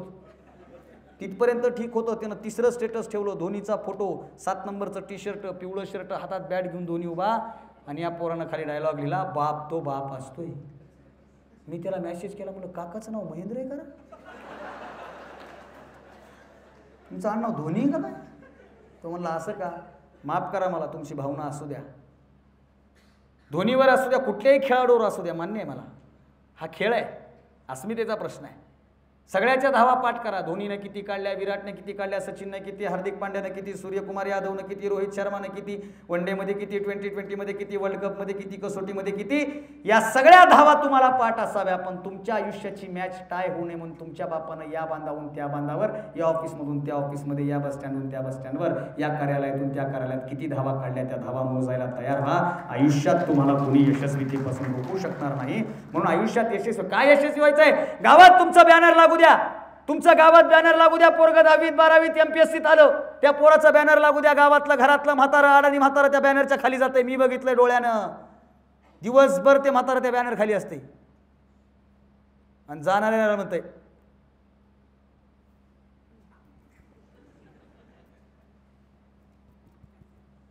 चल चहा पाचतो. आणि चहा बी अशा हॉटेलमध्ये पाचते ज्या हॉटेलमधून बॅनर दिसल. आपल्या बापाला भारी वाटावं याच्यासाठी तरुण पोरांनो यशस्वी व्हा, त्याच्यासाठी यशस्वी व्हा. तुम्हाला अडवलं जाईल, रोखलं. तुम्हाला साधं वाटतंय का? जी पोरं तयारी करलेत, जर गावातून आला असेल, तुम्हाला अर्ध गाव आता कलेक्टर म्हणते का नाही? जे स्पर्धा परीक्षेची तयारी करलेत ना सर, दिवाळीला ते पोरं गावाकडे जाऊ द्या, अख्खं गाव म्हणते काय कलेक्टर कधी आले, म्हणजे त्या पोरावर जगाव कराडा. माझं ओळखीचं एक पोलीस भरती करू लागलं, त्याला अख्खं गाव म्हणते काय इन्स्पेक्टर. ती 2 मार्कावून हुकायले, 3 मार्कावून हुकायले, अख्खं गाव म्हणते काय इन्स्पेक्टर. हे लोक बोलणारे आहेत, त्यातल्या त्यात नातेवाईक तर लय डेंजर आहेत. सर मी महाराष्ट्रावर फिरतो, माझ्या बापाला एक जण म्हणलं काय करते पोरग, वडिलाला सांगताच येणार ना, माझं MPhil PhD सांगताच येणार. वडील म्हणले संभाजीनगरला आहे काहीतरी शिकते, ते म्हणलं जरा लक्ष ठेव पोराकडं. हे पाहुणे लय डेंजर आहे बरं. आपल्याला आतंकवाद्याची गरजच नाही, आपण लय सांभाळलेत. इतके डेंजर आहेत. घरी येते, चहा पिते, तर चहा पिऊन गप जावं ना, लगेच काय करतो तुमचा मुलगा. अरे तुला काय करायचे, मुलगा विचार करायला तुला गोळी घालू का दगड घालू, काय करतो तू. बरं ह्याला त्याचा मुलगा काय करतो याच्यात इंटरेस्ट नाही. काय करतो तुमचा मुलगा. बरं आता पोरं बी हुशार झालेत, काय करतो म्हणजे मी तयारी करतोय. ते मला कशाची कंबाईन. ते म्हणते काका तुम्ही दिलता काय अटेम्प्ट. ते म्हणते मी आता तयारी करतो निघण्याची. प्रश्न अवघड आहे. माझा मित्र, माझा पाहुणा आहे का माझ्या वडिलाला म्हणला काय करते पोरगं, वडिलाला सांगता आलं नाही. 4-5 वर्षानंतर लग्नात भेटलं, वडिलांनी त्याला बोलवून घेतलं. आता मा बाप आहे तो, बोलवून घेतलं, इकडे मोबाईल दे. वडिलाला वाटलं ते फोन लावायला काय की, त्याला वाटलं मोबाईल घेतला, ते यूट्यूब काढ. यूट्यूब काढलं, टाक नाव अविनाश भारती, टाकलं नाव. माझा बाप म्हणला पोरगं काय करतं हे सांगता येत नाही, पण जे काय करते ते लय चांगलं करतंय. बापाच्या ओठावर एक नाव आणि हे वाक्य आणण्यासाठी आपल्याला आयुष्यात यशस्वी व्हायचं आहे. संपला विषय. बोलण्यासारख्या बऱ्याच गोष्टी आहेत. म्हणून इथल्या तरुण पोरांना मला ते सांगणं आहे, माझ्या बापाचे शाळेवरचे उपकार मी फेडू शकलो नाही. शाळेत नेलं साहेब मला, बापानं माझ्या शाळेत, सगळ्याला बापानं शाळेत पाठवलं. इथं तुम्ही बसलात, हे बापाचे उपकार वेगळ्या प्रॉपर्टीत मोजू नका. तुम्हाला शिक्षणाच्या प्रवाहात आणलं, हे बापाचे उपकार आहेत. अजून काय बोलू, बऱ्याच गोष्टी बोलण्यासारख्या. तरुण पोरं आज बापाला बोलत नाहीत, बापाबद्दल बोलत नाहीत, बापावर बोलत नाहीत. हा एकमेकाला मित्राला बापाच्या नावानं बोलतात, ते घोट वेगळा. मित्राच्या बापाचं नाव माहीत असेल तर त्या नावानं बोलतात. बऱ्याच गोष्टी मला बोलण्यासारख्या आहेत. मी तर माझ्या वडिलांचे उपकार नाही फेडले. मला शाळेत नेलं सर, आत्ताच्या लेकरासारखं नाही. आत्ताच्या लेकरांची लय मजा. हे पोरगं शाळेत जातं, यांना विचारा आई खरं सांगा बरं, लेकरू शाळेत जातं बेजारी आपली होती का नाही. सगळ्यात जास्त परेशानी यांची. त्याला तयार करा, स्कूल बॅग, वॉटर बॅग, सगळं इंग्लिश स्कूलपर्यंत नेऊन सोडा, त्या बसपर्यंत. बसमधून ते उतरलं की बॅग आईच्या हातात देते, आई बॅग आड किती, आई पुढं हे मागं. लय चित्र बदललंय. आता आम्ही शाळेत जायचो, आम्हाला शाळेत जाताना सोडाय बिडाय नाही. मला एकदाच सोडाय आले वडील, एकदाच, पुन्हा न्यायला आलं नाही. एकदाच. बरं सोडायला काय पिल्लून बिल्लू नाही. चल हाय पुढं. आणि मला नाही शिकायचं. चल म्हणलं ना तुला. मग खेळ सुरू झाला. वडिलांनी बूट हाणायचा, मी हुकवायचा. 7 बुटं हुकविले मी, 22 मारले होते. शाळेत गेलो, वर्गात गुरुजींनी उभं केलं. गुरुजी समोर उभे राहिले. उभा राहिलेला वडील म्हणले, गुरुजी पहिलीत घ्यायला. वडील गुरुजी म्हणले, लाव कानाला हात. आमच्या भागात असं कानाला हात लावलं की पहिलीत होतं. असंच होतं ना. गेलं पहिलीत. जन्मतारीख आता वडिलाला वाचता लिहिता येईना ना. वडील म्हणले, जन्मतारीख माहीत नाही, पण नेमकं गणपती विसर्जन झालं होतं आणि डोळा लागला होता की लगेच दवाखान्यात जावं लागलं. गुरुजी म्हणले, मला काय माहिती, जरा मोठी आठवण सांगा. मग माझे वडील म्हणले, हे जन्मलं 10व्या मिनिटाला किल्लारीचा भूकंप झाला. म्हणजे मी जन्मलो तेव्हाच भूकंप केलाय सर. हे सध्या महाराष्ट्रात चालू आहे, काय नवीन नाही. गुरुजींनी तारीख टाकली. मी रडायला लागलो. माझ्या बापानं जवळून एक सांगितलं, बाळा शिक. शाळा शिकलास तर माझ्यासारखी मजुरी करायची वेळ तुझ्यावर येणार नाही. नाही शिकलास तर माझ्यासारखीच मजुरी करायची वेळ. ते वाक्य आत्तापर्यंत काळजात घर करून आहे. जाता जाता माझ्या वडिलांनी दुसरं एक काम केलं. समाजामध्ये हे बदलत चाललेलं चित्र सांगतो थांबतो. माझ्या वडिलांनी जाता जाता एक काम केलं. गुरुजीला बाजूला नेलं. गुरुजीला काय म्हणले माहिती का, आजपासून हे तुमच्या ताब्यात. मेलं तरी हरकत नाही, पण हे शिकलं पाहिजे. आणि गुरुजींनी या स्कीमचा एवढा फायदा घेतला. एका मिनिटात तुमच्या डोळ्यासमोरून गुरुजी गेले का नाही सांगा बरं. काही काही गुरुजी घरून येतानाच असे एवढे फोका आणायचे. असे त्यांचं ठरलेलं, एवढे फोडूनच घरी जायचं, त्याच्याशिवाय जायचं. मारत होते गुरुजी. अरे बा टाप होती गुरुजीबद्दल बोलायची. सर हे माझ्या वयाचे आणि माझ्यापेक्षा ज्येष्ठ लोक बसलेत, त्यांना आठवल. आपण जर गावामध्ये चौकात उभे असू, गोट्या वगैरे खेळत असून गुरुजीच्या सायकलची घंटी वाजली ना, एका मिनिटात पोरं गायब व्हायचे आणि घरामध्ये जाऊन अभ्यास करायचे. आता जर पोरं कॉलनीत क्रिकेट खेळायला आणि गुरुजी रस्त्यानं चालले तर पोरं गुरुजीला म्हणतात 6 बॉल टाकता का. आणि माफ करा, मला चूक विद्यार्थ्याची नाही. पुन्हा गुरुजी म्हणतात मला बॅटिंग जमती, बॉलिंग नाही. घोटाळा होऊन बसलाय सगळा. अहो माझे वडील निघाले. वडिलांनी सांगितलं, मारलंय गुरुजींनी. किती मारलंय, अगणित मारलंय. खरं सांगायचं तर कधी कधी बिनकामाचं मारलंय. बोलता येत नाही, आपलेच गुरुजी आहेत म्हणून. बोलता येते का. घरी डबा झाला नाही, गुरुजी राग राग शाळेत आले. त्या डब्याचा राग ह्या डब्यावर सुरू केला. दणाद का मारायलेत कळ ना. नुसता आवाज यायला. रडत रडत म्हणलं, का मारलं. गेल्या आठवड्यात कुठं होतास. अहो त्याचा राऊंड झालाय हो साहेब. वस्तुस्थिती आहे. रडत रडत रडत रडत घरी जाऊन सांगितलं, आई मला गुरुजीने बिनकामाचं मारलं. आई म्हणली, थांब येऊ दे पप्पाला. मला वाटलं पप्पा आल्यास गुरुजीच्या घरी मोर्चा जाते काय की. पुन्हा पप्पानं वेगळंच हाणलं. तूच काही तर केलं असेल, गुरुजीनं काही केलं नाही. हा विश्वास होता गुरुजीवर. आता आता आता काही बाप मंडळी मी शाळेत जाताना पाहिलेत. ते शाळेत जाते तर गुरुजीला म्हणतात, करायची ना नोकरी. नाही नाही, तुम्हाला जर नोकरी करायची असेल तर सविनय सर तुम्हाला एक विनंती आहे, वर्गामध्ये कोणालाही स्पर्श करायचा, पण आमच्या पिंटूला हात लावायचा. तो शिकलाच पाहिजे असं काही नाही. तो घरी नीट राहत नाही म्हणून तुमच्याकडे पाठवले, बाकी काही कारण नाही. शिकला 2 एकर इकू, हायवेला ढाबा टाकू, पण तुम्ही हात लावायचा नाही. गुरुजी म्हणले, मला काय करायचंय, मारलं तरी तेवढीच पगार आहे का. मारणाऱ्या गुरुजीला पगार जास्त. ते कायदा झाला पाहिजे एकदा. वाक्य लिहून घ्या. ज्या दिवशीपासून विद्यार्थ्याला गुरुजींनी मारणं बंद केलं ना, त्या दिवशीपासून आयुष्यातला शिस्त नावाचा प्रकार संपला. बरं, आयुष्याला शिस्त लागण्यासाठी गुरुजीचा मार महत्त्वाचा. आम्ही शाळेत जायचो ना, आता हे लेकरं शाळेत जातात. ह्या दादाला विचारा, शाळेत जाताना त्याला वॉटर बॅग आहे, स्कूल बॅग आहे, एक रिगी वही दो सगळं आहे.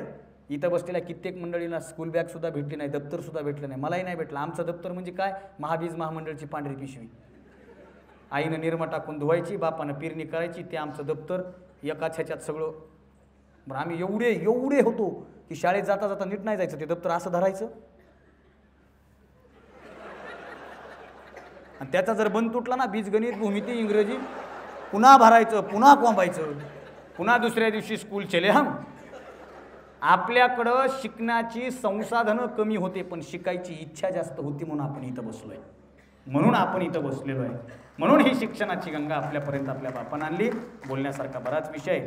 आता वेळ भरपूर झालेला आहे आणि जास्त बोलणंसुद्धा संयुक्तिक नाही. जगलो वाचलो, ह्यांना वाटलं जरा बरं बोललंय तर मी पुन्हा येईन.